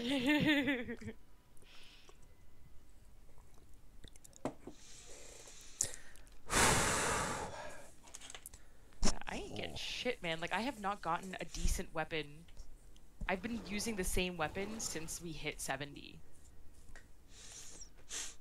Yeah, I just recently, like tonight, switched to a different weapon because it had like 0.7% better damage. Yeah, the drops have been shit this go round. Yeah, like, I mean, really bad. Like, I'm not getting any of. Like, I have the set because we got it in the bag, Yeah. but I'm not getting my weapon, I'm not getting my rings, I'm not getting my neck. Like, I'm not getting any of the shit I need. The only reason I have the wrists is because my best in slot rifts for this particular build are the crafted ones, Reaper's Wraps, and I managed to get my belt. That's it.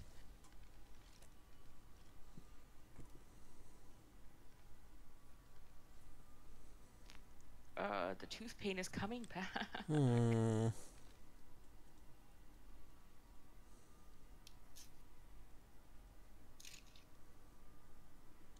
Huh. I apparently had 3, like, I have Tragul's scales. Well, yeah, let's see. I've got the torso and I've got the feet. I didn't know that. I've got everything but the feet. I wish I could give the feet to you. For what, Tragul's? Yeah. Yeah. I'm just set collecting because I'm neurotic like that. Oh That's yeah, no, I fair. do the same thing. I like to have all the sets. Like, I'm really excited I got the Jade Harvesters, even though I'm never going to use it. Yeah, I don't think I ever use Jade Harvester's stuff. But I got the hands, which I've never gotten before. If, let's see. I've never re-rolled something. Say bye to your Death's Breath. Yep, I'm gonna order the that's rest why of mine's all gone. Convert set item. Okay, I'm gonna try this shit with my tooth. Probably gonna taste horrible. Hmm. Ah, son of a... can only work on sets of 3 pieces or more. Oh yeah, yeah. Were you trying to do it on the ring or something? No, I have Jesseth Ah. Skull Scythe, and I was trying to roll something better. Or something higher. Oh, if you're trying to re-roll it, not like if you're trying to get better stats or something on it, that's a different recipe there. Oh! Let me try that. Oh wow, that shit works instantly though. Holy, wow.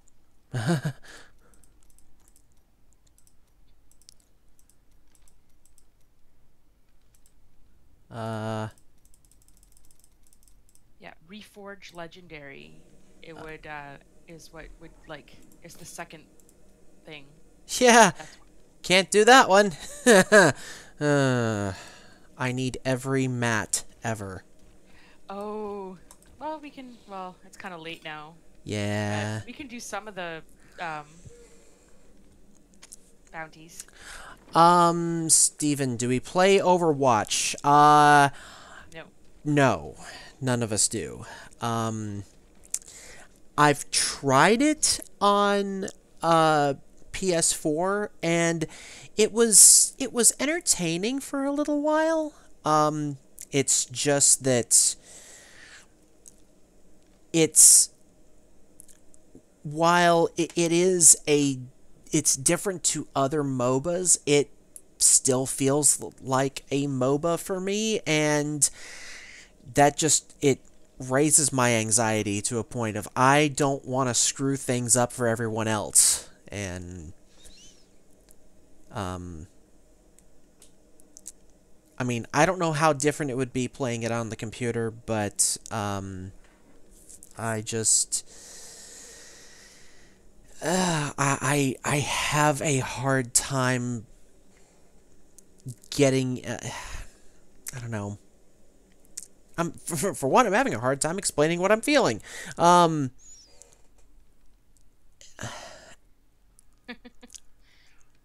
don't know.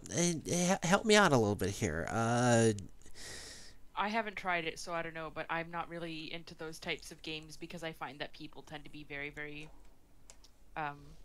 cruel and mean, and they take it way too seriously.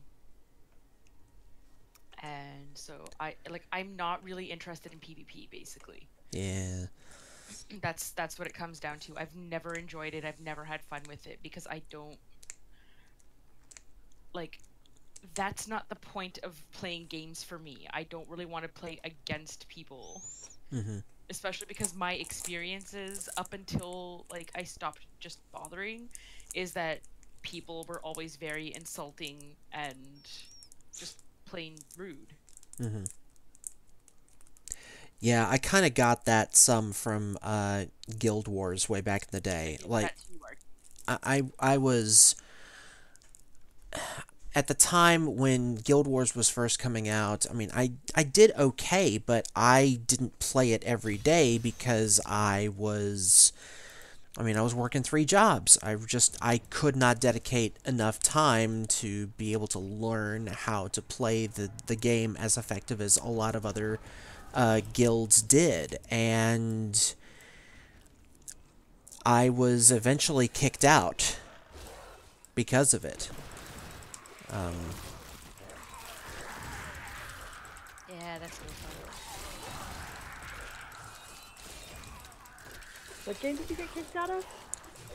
It wasn't a game that I was kicked out of. It was that, like, the guild that we were in Guild Wars, I was booted.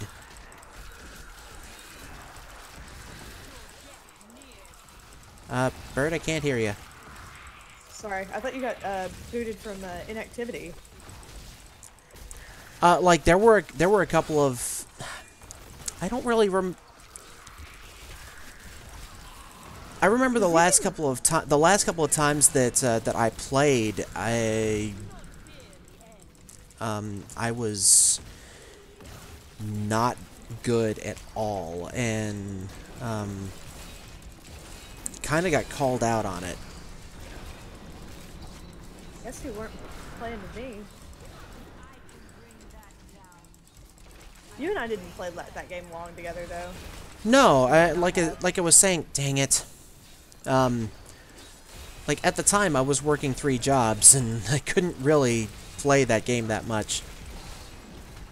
Yeah, and that tends to make a difference. If you're not able to play frequently enough to actually like learn and retain certain things, then it's not really fair to assume that you're going to get on the same level as somebody who gets to play every day.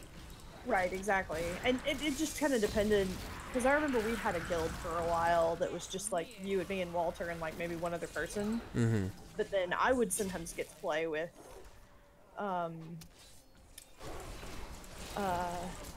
like some of the like top 40 guilds. Yeah, yeah, you and Al were pretty respectable up there, and respected. I didn't have the skill.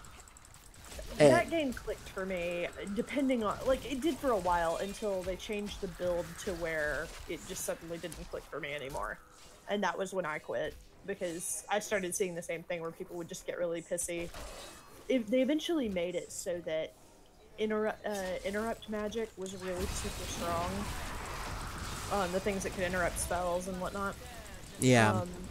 And so basically you couldn't play spellcasters anymore. And of course we all know what I like to play. Yeah.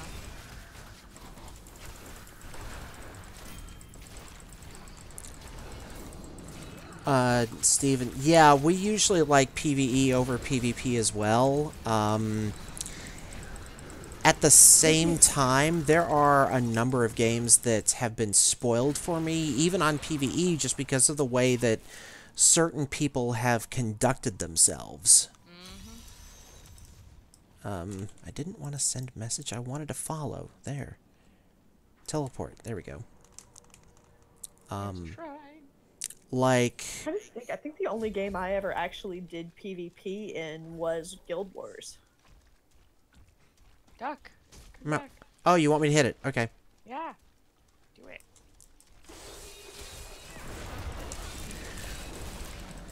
I mean, I did PvE in WoW, I did PvE in, Old Republic, I did PvE in, Defiance, and,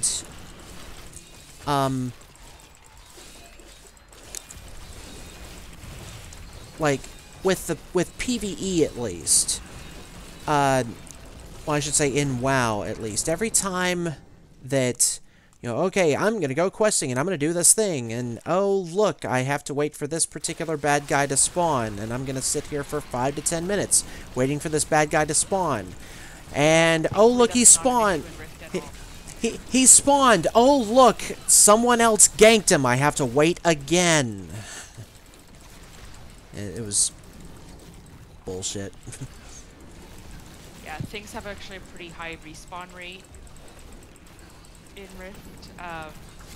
And like I found, for example, like the other day there was a particular mob that I was like on the quest to hunt, and somebody else was already there killing it when I got there, and like literally as soon as I triggered the scene for the character that wanted me to hunt this other character, like showed up or whatever, that character spawned for me. Like, Oh wow. so just the quest itself like spawned it because it wasn't there. Huh.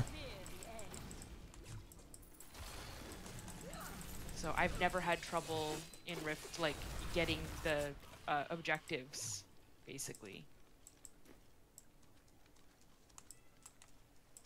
And because there are definitely like the most important objectives are like towards the end of the big quest line, and they tend to be instanced, so then people can't mess with it. What's the matter, Nora? What is it? Oh. Oh, is she talking? Hi, talking. I've just got a Sam who looks ridiculous right now. I wonder if I can get a picture of her before she moves. Wow, that was quick. Yeah, it's just this little thing over here.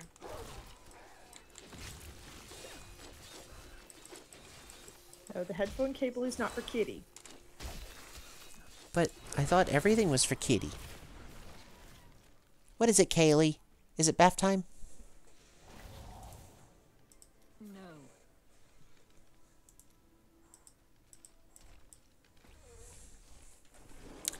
I admit I miss Defiance, but that's because I'm still upset over what they did to the show.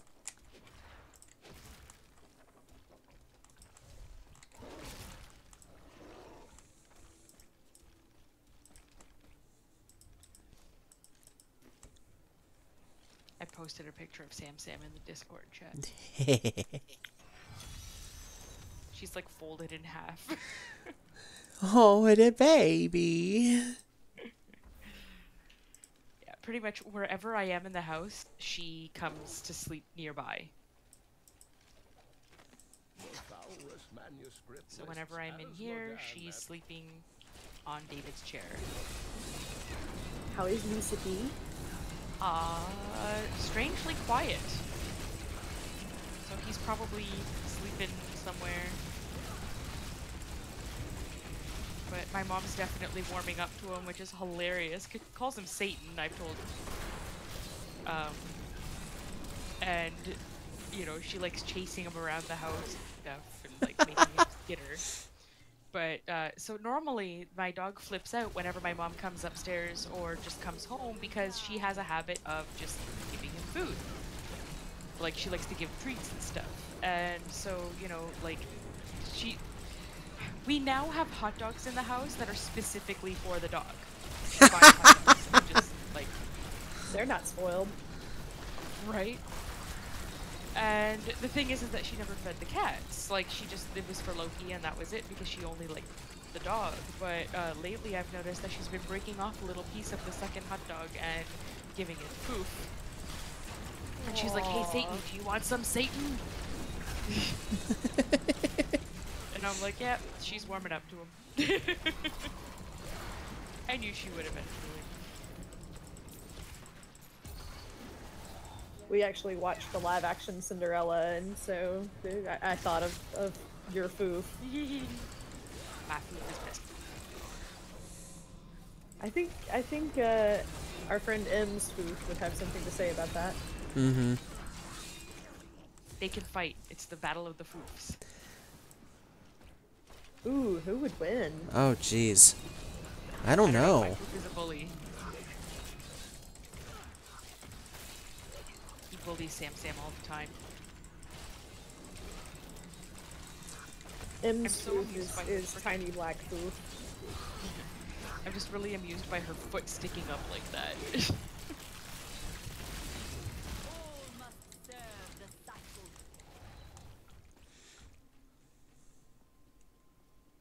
Inara is currently sitting like Bastet, all like right in front of my keyboard between me and the computer monitor.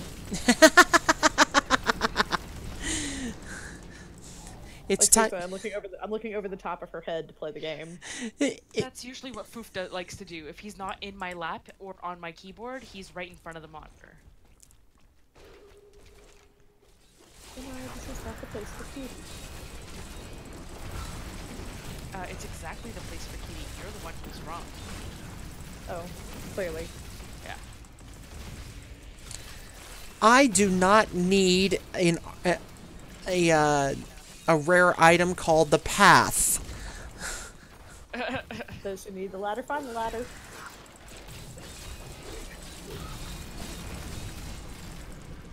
Yeah, the ladder to get the fuck out of there. Right? I still need to watch season 2. It's such a good show, and I can't bring myself to go any further. I had something spoiled for me, and I just... It gets bad in precisely the way that I thought it was going to. For me, it was just bad right from the start. So. Oh, yes, it definitely was. I mean... And it was further proof that, you know... Hugh Dancy in pain and Hugh Dancy having an orgasm look exactly the same. Yes, yeah, there is that. And it's kind of like, I mean, no wonder people are just compelled to torture Will. Right? I mean, he looks like that. Yeah, exactly. Pain, or, you know, getting sucked off, whichever. Yeah. Which I guess, you know, in Hannibal's case, it could be either or as well. Very much so, yes.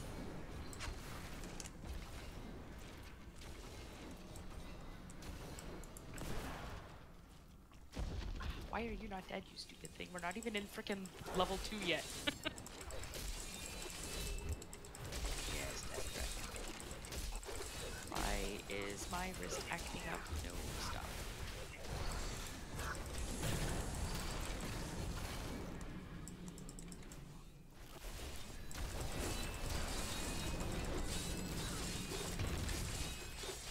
Why is the entrance so far away?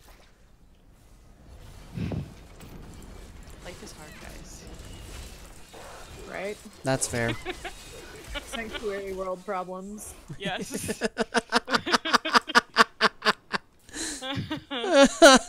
Oh.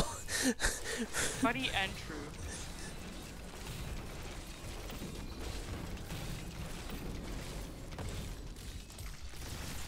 Inara, I don't need you.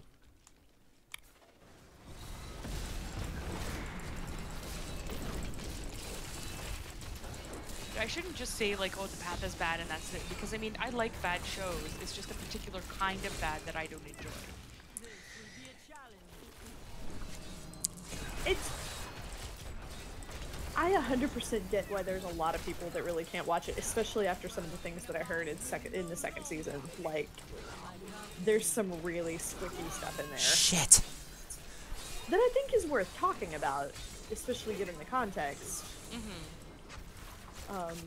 Particularly the, I don't feel like this is a spoiler, because like I said, I saw it coming. Well, and I'm Ah, damn it. Particularly involving like like the molestation What the? stuff. Sorry. Yeah, that's the sort of thing that tends to come up with that sort of context, I guess. Right, I mean, you're dealing with religion. It's Yes. a problem in religion. Yes. And religion doesn't save you. It's a problem in general, and religion doesn't Well, yeah. save you from it. Well, the point being that there's always like there's a sort of social hierarchy in that kind of arrangement, and there's a place for people to take advantage and feel like they're not able to say anything. Like the person who's being taken advantage of feels like that's, you know, just how things are, that kind of thing. Exactly. So, I mean, yeah, I definitely understand, like, kind of including that as a facet of the story, I guess. Well, because the whole show is, it's basically like the religion does not make you a better person. It just has a new way to show your flaws. Yeah.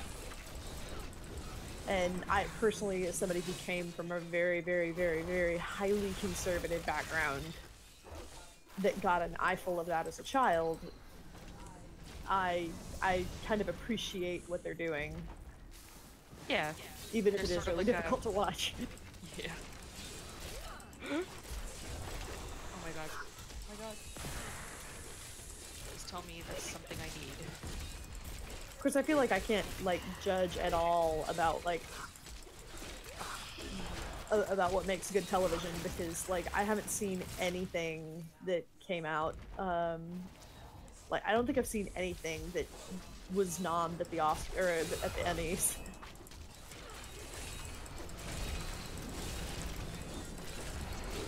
Yeah, it's just unfortunate that Hugh keeps on attaching himself to things that are sort of lackluster.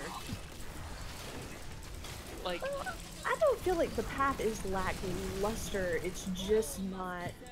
It is definitely not going to have a huge mainstream draw.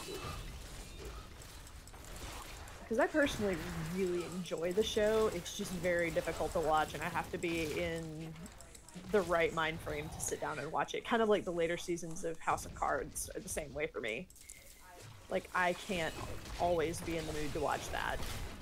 I have to really That's why I haven't And watched so most figured- of Matt's movies. Yeah, like nobody warned me about Royal Affair. Yeah, I haven't finished The Royal Affair because I found out that it's sad, and then I was like, well, I was kind of enjoying this, and it was really interesting, and I found the prince really kind of cute and stuff, and then everything gets worse, and I'm like, I can't finish this movie. I don't know if I'll ever be able to, which is odd for me, because I mean, like, give me a horror movie, I want it to be bleak and awful, and it just, I mean, like, you know, the ending of The Mist was, like, the greatest ending of any fucking movie ever. I really enjoyed that, you know, but it's like, if it's just a sad movie, I can't. Yeah, me neither. And I can't do like well the thing that I wasn't prepared for, just very speaking very particularly and personally, was the whole like no one was upset that there was like this weird sort of polyamory thing happening. They only wanted just to work. They only saw it as a weakness to work to their advantage. Does that make sense? In... In the Royal Affair, yeah. it yeah, that made me personally be really sad. Yeah.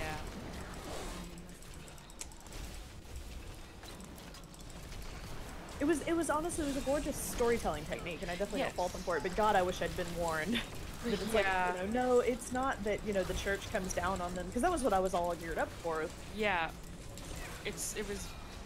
Yeah.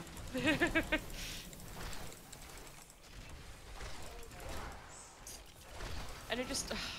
I was getting, like, really invested in, like, how the prince was actually kind of improving with... Right. like, Johann, is it? Yes, Johann Struensee.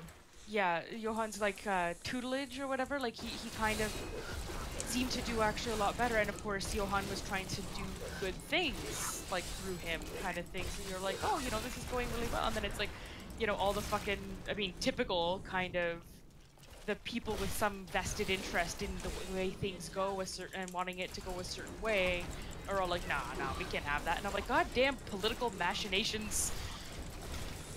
Right, exactly, and those political machinations were what made them strike down Yeah. the threesomeness, not just the, Yes.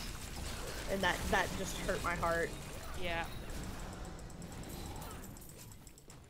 I was able to watch The Door, but that was like way before Hannibal. Like, I mean, we ended up having that on DVD for some reason or other, and because I think we just saw it in a bargain bin or something. We're like, that looks interesting, and so, you know, it was just, you know, a movie I was able to watch. But that was like, because it was years ago, I was able to watch kind of sad things a little more easily. But it's like, I don't know what happened. It was like there was some sort of switch somewhere in me, and it's like, I haven't been in that particular mood to be able to deal with sad shit for a while, because I've had all these things in my queue on Netflix and I haven't been able to watch any of them. Yeah, like I've not watched many. I watched The Royal Affair. I want to watch The Hunt, even though I hear that one's... Yeah, that's been on my queue Government shirt. forever. I want to watch, what is it, Flame and Citron? Yes, Flammen and Citronen, yeah. Yeah. And, but I don't think that one's on Netflix, so I'd have to find where else I can watch. And then there was...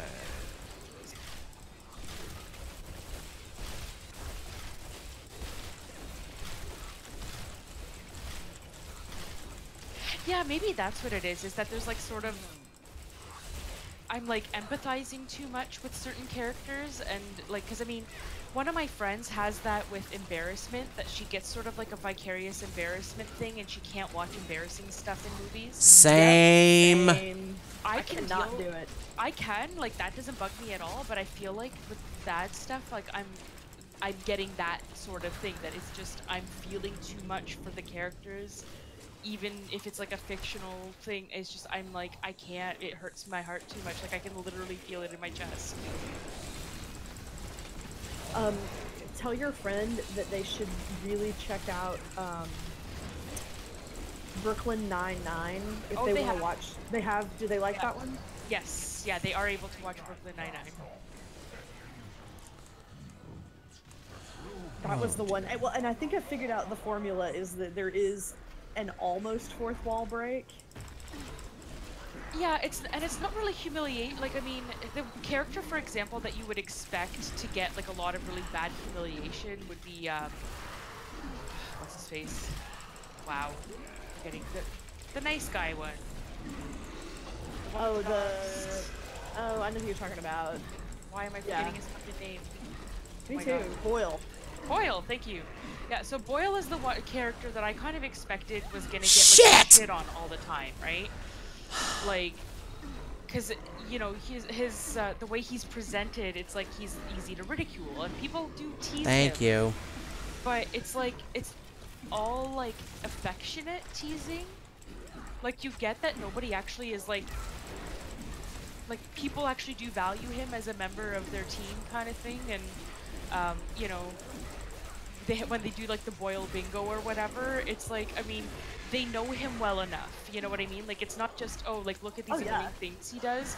It's like, oh yeah, we made this list of things we know you're gonna say because you get all like adorably excited about Thanksgiving. Like it's, you know, so I find it more endearing, and I don't think that it's generally embarrassing. And like the people who do get the more embarrassing stuff happening to them, it's presented in a way that like, again, they're not, it's not for the sake of embarrassment.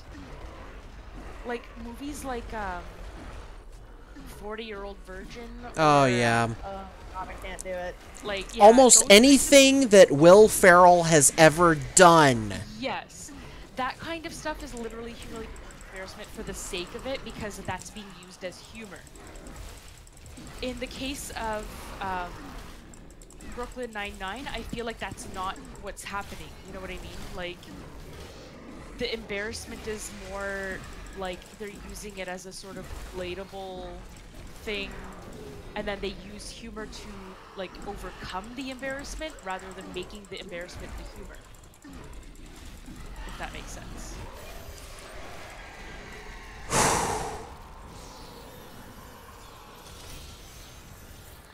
Fuck you, Belial. Yeah, looks like you didn't get that achievement. What achievement? The one that Birdie and I got. Oh, Good took eye. a while. Yeah, without dying or getting hit by his projectile or meteor attacks. Wow. Yeah. I'm just gonna go over here. Time to go weep in Speaking boot.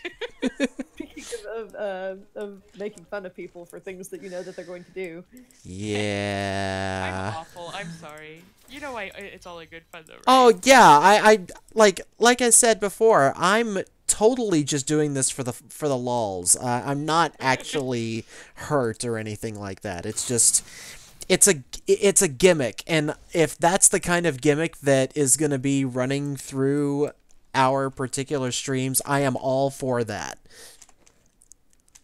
I finally got my ring.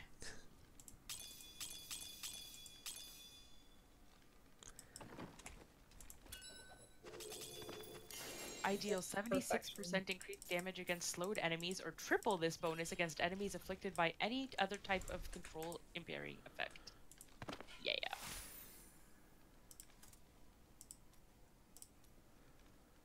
I just got an item called Fist Perfection. I just really feel like that's probably the name of someone's fanfic. Well, if it isn't, then guess what you have to write? God. But that's like seemed to be a rash of that lately. What, fisting? I'm seeing it everywhere. It's making me a little crazy.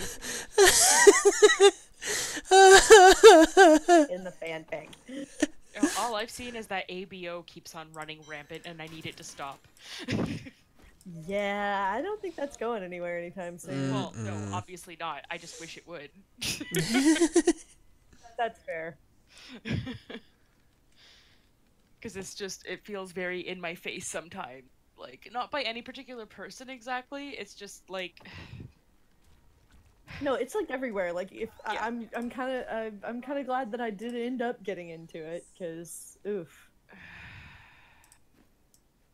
it's just I don't understand why it's become so popular, I guess, because it's just there's so many things in it that are straight up gross to me. So I'm it's just- just Shit. I'm just taking solace in the fact that I've got a friend who does rhetorical studies, specializing in like fan stuff, fan creation, and video games. And I'm just gonna wait on him to, I'm gonna give it about a decade, and then I'm gonna wait on him to write the paper and tell me what I need to think about it.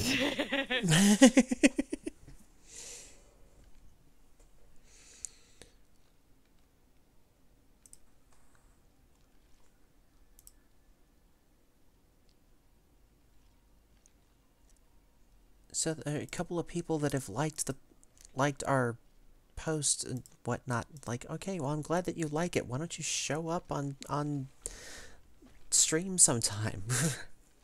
well, it's possible some people are watching the stream and not logged in. Like I watched the stream for a while and never showed up in the list because I didn't have an account. That's fair. Yeah. So they might just be lurking. Well, hello to Or, I all mean- you you lurkers out there. And honestly, in the Hannibal fandom, if it's Hannibal people, like there's a whole lot of slam the reblog button to boost signal. Like there's a Yes, big yeah. culture of that. So like Yes. That's they fair. might be at work or something, but saw it on their phone and were just like, reblog, this was my friends. Yeah. That definitely happens.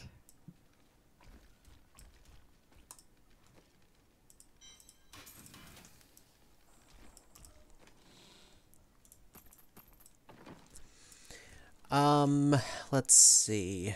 If I could make a request for Act 5, Same. just because I have nothing and I've got the glove that makes the shrines last for 10 minutes that I want to cube. Okay. Would you like to have the what's the one that arcs lightning everywhere? The arc lightning? The conduit. Conduit, yeah. Oh, that. Be nice to have that for 10 minutes. That would be. I don't. Will it do that? Those are pylons. No, they're not shrines. Those are pylons. It's never. Damn. Oh well. The extra XP for 10 minutes is really nice, though. Yeah. Yeah, that's fair. Or like a little bit of extra speed or power or defense.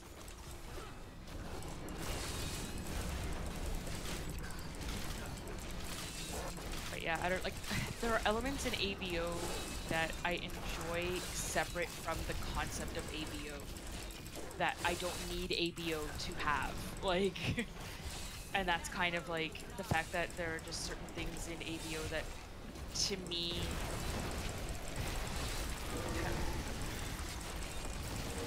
I mean, I think I've said it before that to me, like literally no matter which way you cut it, it's rapey. Like, there's absolutely no way to make it not rapey to me. Unless you, like, remove one of the basic elements of ABO. Right, and that's fair. So, it's just, I don't enjoy that aspect. I admit I've never read any ABOs, so and I'm trying to decide on whether or not I'm. You really don't need to. It is not, to use a Hannibal term, it is not the proclivity for your parts. That's fair.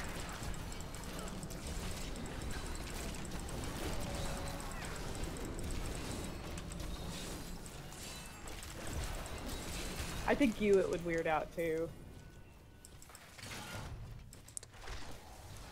Are we talking like squicky or?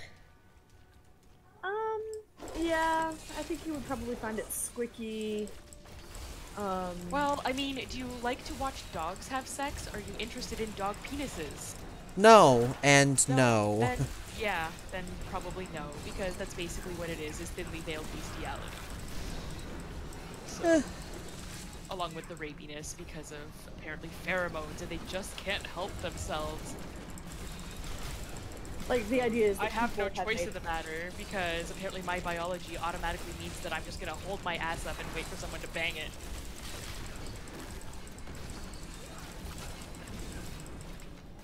Sorry, I get really upset. Like, I've seen people do different things with it, and that's fine. It's just, like, 99% of the stuff that I've seen,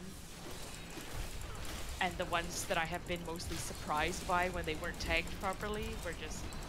ugh. That is definitely not something you want to run across untagged. No. I mean, I eat it up with a spoon, but I still would want, like, you know, I would want to know You want to that's be the aware of the element. Like, I mean, I want to know if it's going to be a zombie fic as much as, you know, like, I want to know if it's going to be something with supernatural elements, or if we're going with realism. Are we going with, you know, like, what timeline are we in? I need to kind of get a sense of what to expect. Not necessarily, you know, like, you don't need to tell me, like, the overarching plot if there are things that you don't want to spoil, but I want to know what the basic elements are. It's sort of like walking into a restaurant and the restaurant not having a menu. Yeah. Just basically. like I don't care, like just tell me what's on the menu or who's Yeah, on the like, menu I for don't that need matter. to know exactly like, well, I mean, I want to know that I'm going to an Italian restaurant, you know? I don't need you to tell me all the items on the menu before I get there, but tell me that it's Italian. Because if I, like, go to a restaurant and have no idea what to expect, it's like, I mean, what if I'm not in the mood for that? I don't know. It's... Yeah, that makes sense. Or you're allergic. Or, yeah, exactly. Or it's like, maybe you have some other personal reason for not eating a certain type of food or whatever. You know, like, I mean, if you're gonna go to a place that, for example, doesn't serve, like, halal food, you don't want to bring a Muslim friend there because they're not gonna be able to eat anything.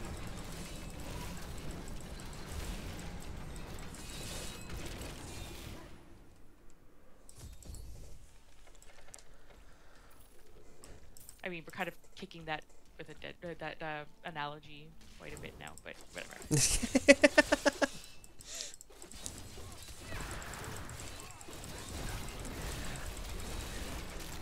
Now, I think if we were talking about health ratings and where the shipments from all the different ingredients come from, is it free trade kind of stuff, then yeah, we would have gone too far. Well, but you know what? The tagging system and all that, that's kind of what that is. I mean, I just think Right, of and I love it. I just think of the tagging system as the blurb on a particular menu item. Like, okay, you know, for instance, there's a, you know, let's take the lunch that I had today. I had what was called a black and blue burger. So that's your title of your fic. And the little blurb was, okay, this is this particular kind of meat with this particular kind of cheese. Today was apparently a burger day. And You too, huh? and I'm like, And hush. I'm just like, okay, what you're telling me on there is equivalent to the tags. Do I want something with blue cheese on it or not? And I mean, you don't want to be surprised by blue cheese, right? Like, blue cheese is one of yeah. those things that if you don't like it, you really don't like it. So it's not the kind of thing that you could leave off of the ingredient list.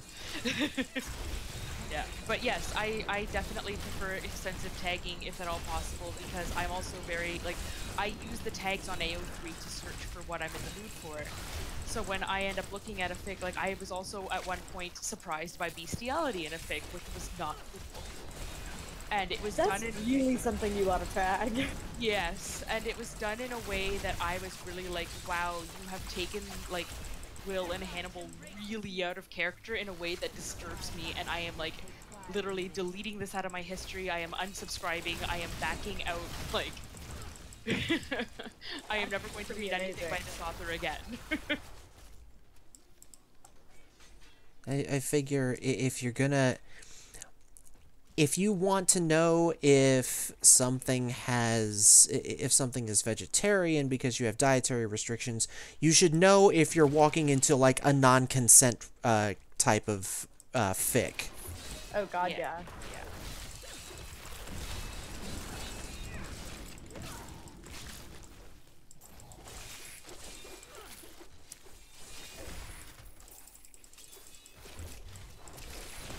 The only thing that always makes me really unhappy to have to tag, and I still tag it, but I do so with great sulking, is having to tag, what's it called? Main character death, major character Oh, death. major character death. Um, I'm like, that really ticks me off.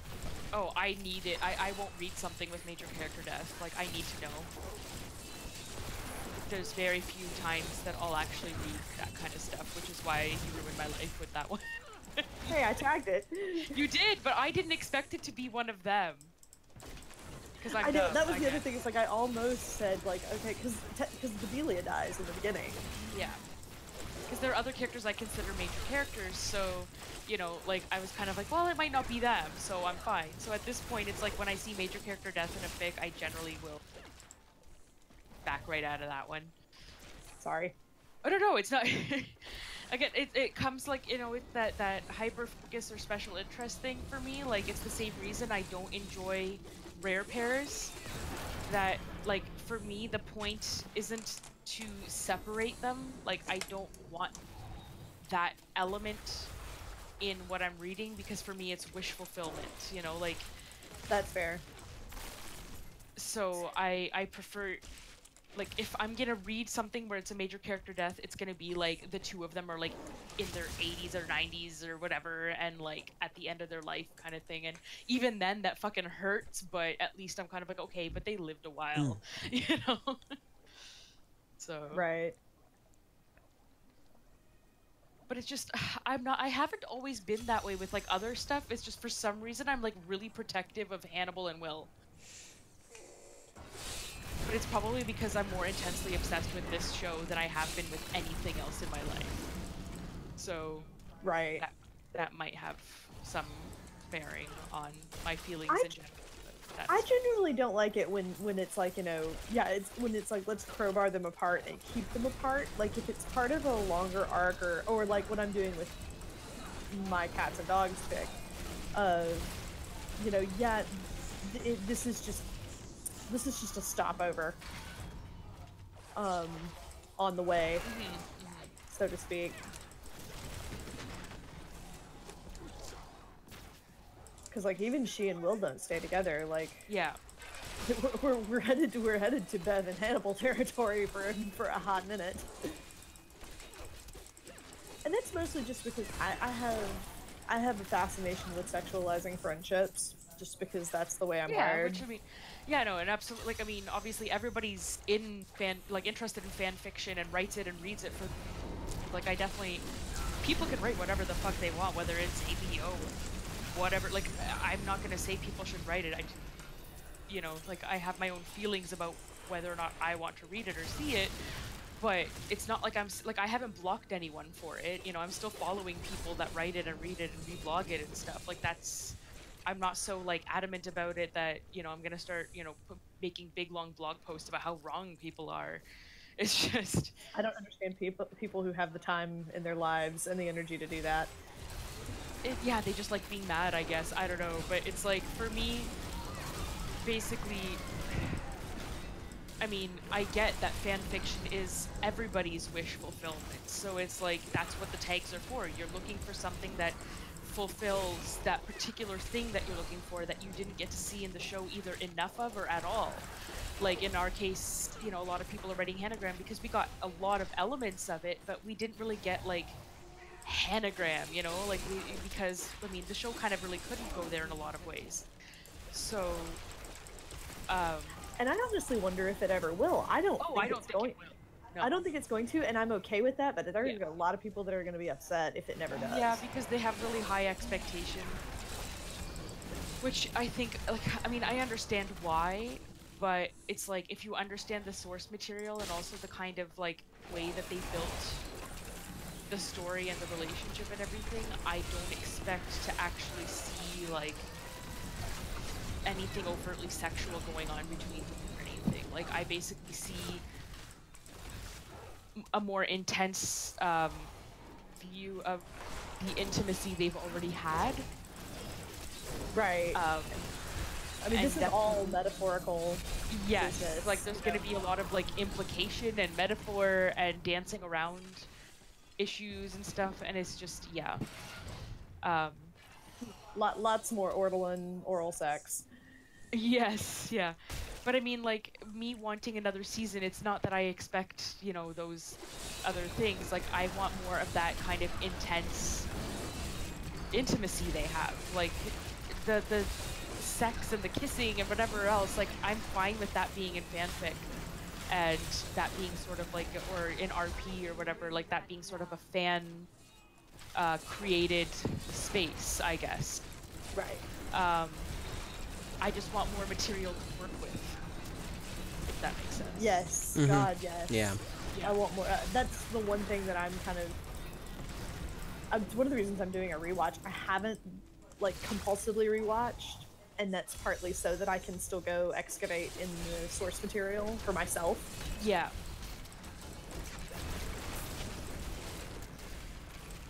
The night embraces you. Yeah, I'm due for a rewatch at some point soon, but I haven't been in the mode to Shit. watch stuff for Well, that a hasn't bit, happened for a partly while. because of Rift, so. But it's definitely. And it happened again. Well, actually, Hush and I were rewatching, and we still have to finish rewatching season 3, and then we wanted to start again. So that's probably going to be in our future at some point.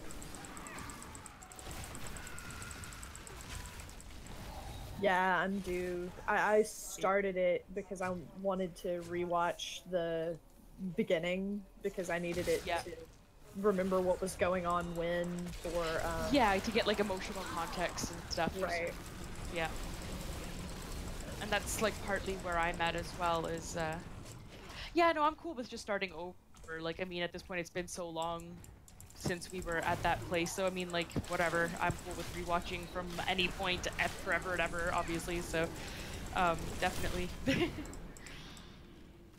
Cause yeah, like I mean there's definitely like I've rewatched the show so many times, but it's like after a while you kind of you're like, oh, but I need to get that certain feeling back again, right? Like you want that there's like a Right. particular thing that you're sort of like you want that headspace and that emotional context like more directly, more like at the moment, rather than just sort of like faded into nostalgia.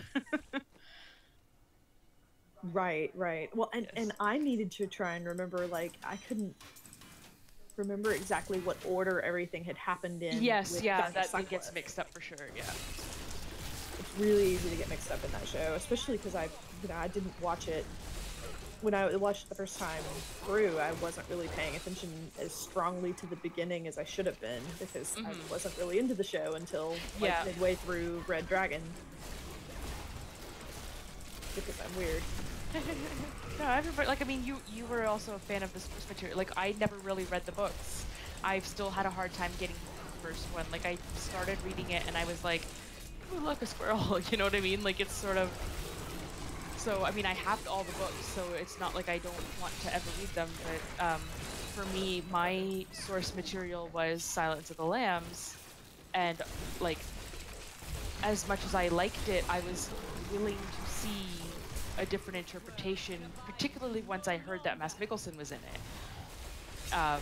Because my friend was actually, like, a friend of mine was the one who told me, she's like, oh, have you been watching the new Hannibal show? And I'm like, how would they make a show out of that? Like, I don't understand. God, that was me.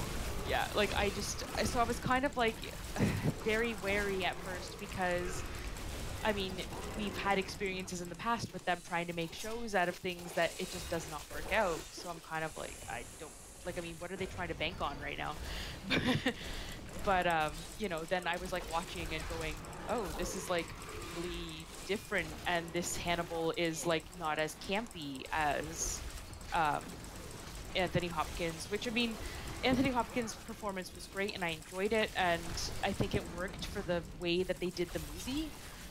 But it would not work long term on like a 13 episode season, you know, like God, you just, like I mean, he probably couldn't keep that up. That would take fucking a lot of energy.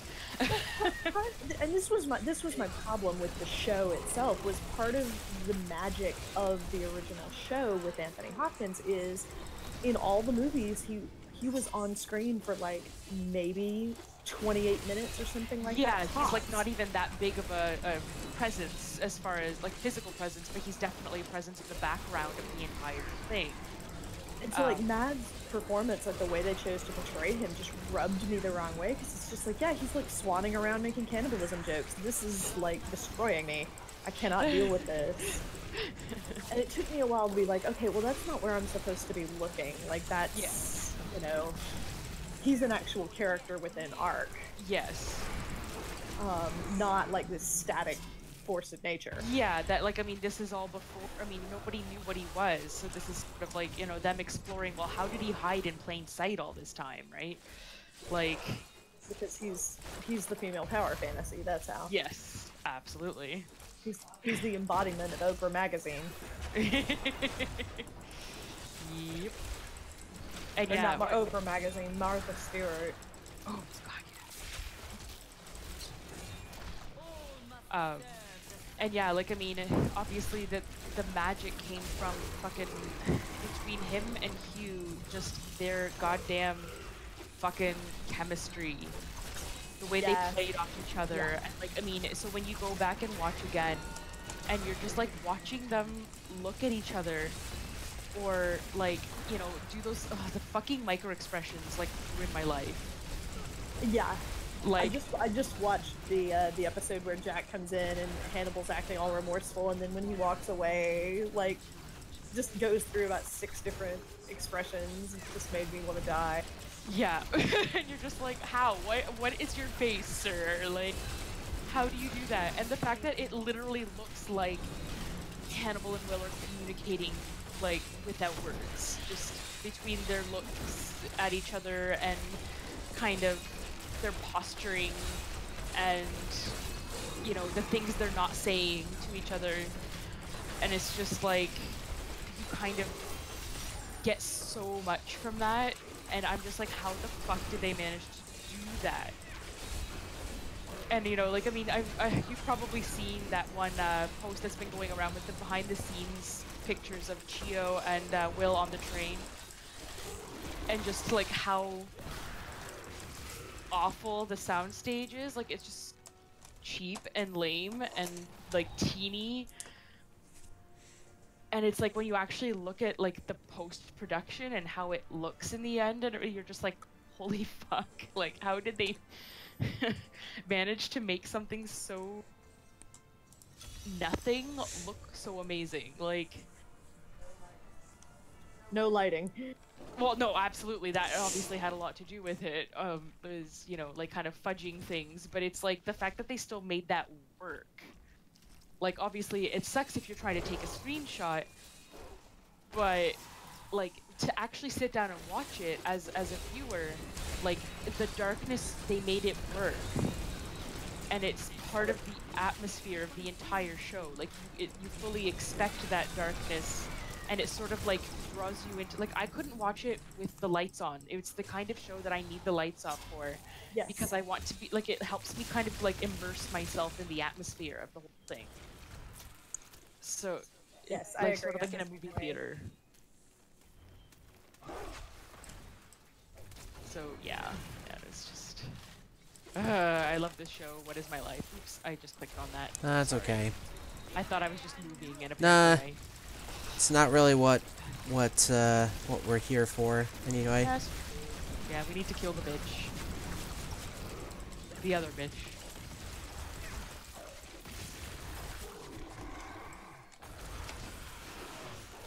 I'm hoping that we're going the right way.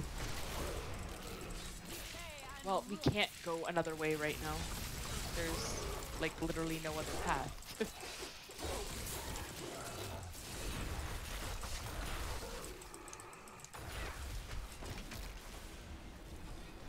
Because this tends to be a very twisty map.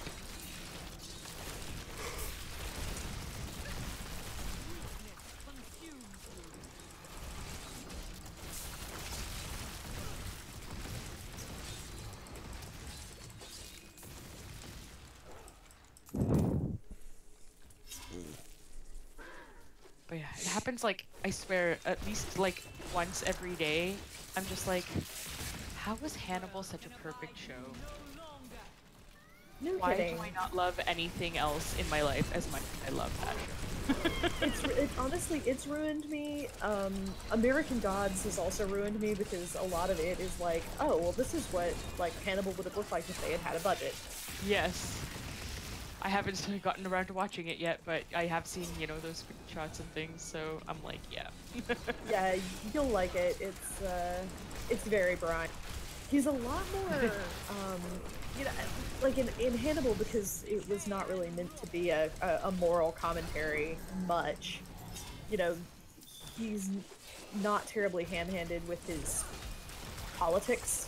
Oh my god, he's like, here, let me smack you in the face with this. Well, I mean, the book kind of does that too, so it's just, you know, amplified through Brian, basically, I would expect. Yes.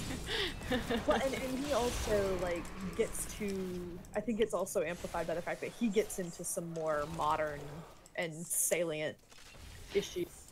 Yeah. Cough, cough, Vulcan, cough, cough. Are you there, Bird? Oh, yeah, sorry. I keep forgetting I have to press push to talk. Ah, shit! Almost. What the? David texted me just as we're freaking getting in here. Oh, It's- do you have to, go? Just duded at me, so I don't know. Like, we've still got 9 minutes. Yeah.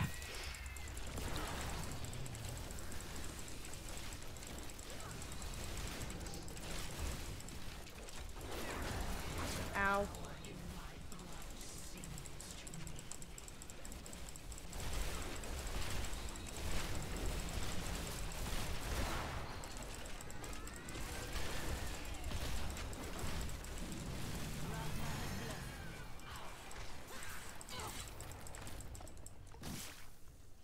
She didn't even have the decency to drop anything decent. What a bitch. So in other words, if we leg it, we can finish this one. This wasn't the last one? This is the last one. Yeah, this is it.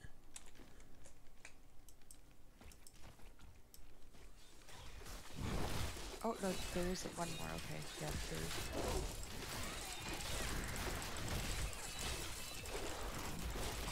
Yeah, it's just cleansing the cursed chest, so it's not like we have to go through, like, you know, level 2 of the fucking drown, or the path of the drown, or whatever Right. it is. I hate that one. Ow.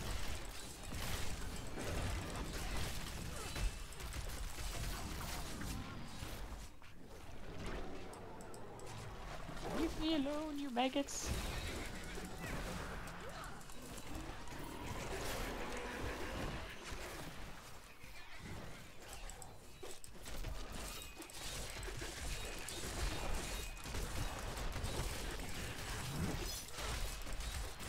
So just to inflate my ego a little bit, Bird, how excited are you for Red Hand of Doom?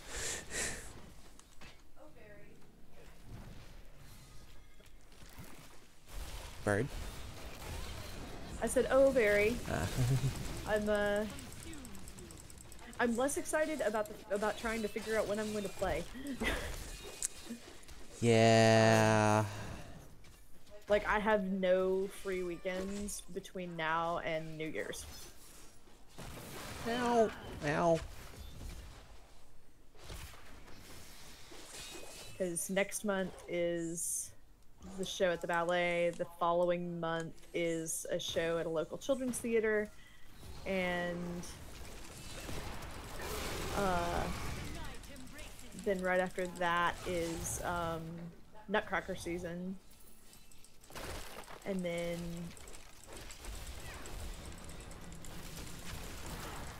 hold on one second, I gotta teleport to you guys. And then right on the heels of that is the symphony. I would die. Yeah. I need my own free time. Like, I need it terribly. I become like a cranky pants awful person if I don't. I'll get plenty of free time. It's not that I don't have free time. It's just that like I'm not gonna have any time to do things with other people. Like I'm not gonna have any free time when everybody else has free time. That's the only problem. Yeah, that kind of seems too long time. So like everybody's But trying at least to having plan. alone time is good there. So. Yeah. Oh yeah. Because like everybody's trying to plan D&D games. Yeah. And I'm like, I can't do that because I am not free any of the time. Are you just free on a Monday morning?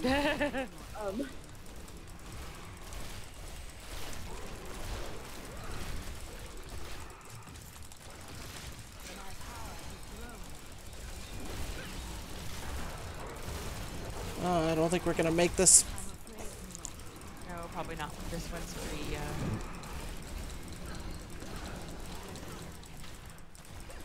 Oh, we No. just barely made it, I think, for that one.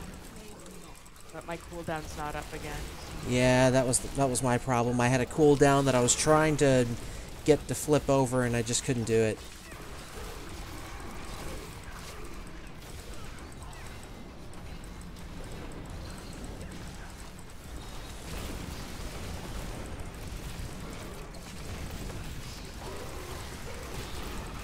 Bird?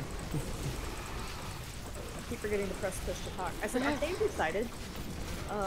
I'm excited too. It's gonna be different from the stuff we usually are playing, which is usually very character and story based. This is gonna be a little bit more, a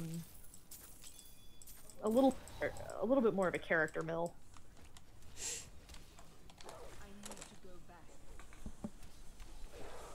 Ooh, new Ruth Edding video.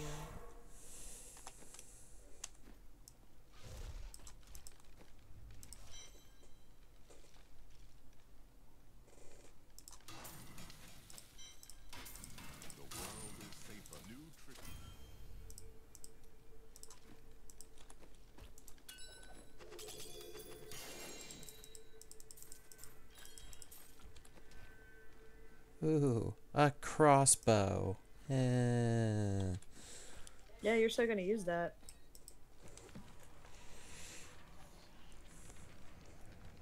And what do you know? We made it just in time.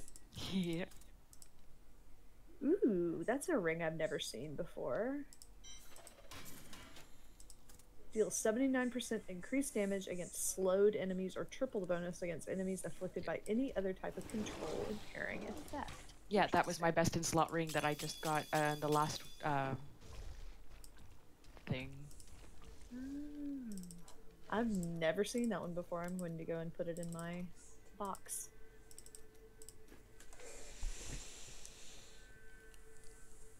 Oh. Well, it is about that time, I guess, huh? Mm-hmm. David is being a dork at me. What the fuck? He went doot doot, and I said what? And he went doot doot in capital letters, and I said WTF, and he said just doot, aka love. Okay, yeah, I can kind of see the adorableness there. Why did we get married? Like, Because my husband is a giant fucking nerd. same. I built you a computer? So did Giant I. fucking nerd. Yeah. David also built my computer. I think our husbands came out of a cloning machine. It's entirely possible. They're soft and squishy. That's kind of frightening.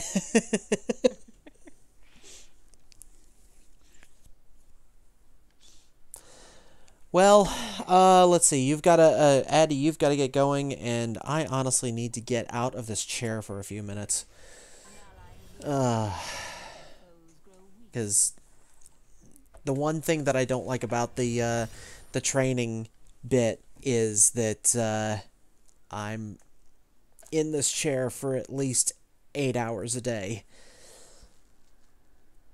So, like we said, we're going to start. We will be back on Tuesday, and we're gonna try our hand at some Rift. Yeah. This should be interesting, and we're gonna start level 1, and Right from the beginning. Going yeah, through I mean, these will not be our primary characters. These will be the characters that we are going to play together on Twitch. We'll have other characters to go and actually, figure out how the hell to play the game. And I imagine that we're probably like, I mean, I have my main that's like almost level 70. So, that's the character that I like make all my collections on. That's where I want to like level the professions the most and have all like the things that aren't account bound, that are soul bound. Like, she's the one that I really put that stuff on. Like, if I have things to collect or whatever.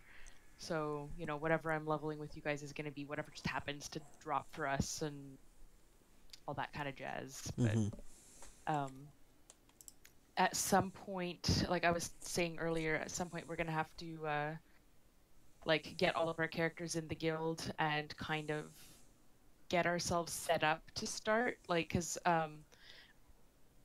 like for example, I'm gonna probably log into the character that I created for it tonight to like kind of clear out my fucking mail and everything, because otherwise I'll end up taking like 30 minutes of our time just starting, like literally setting up the character.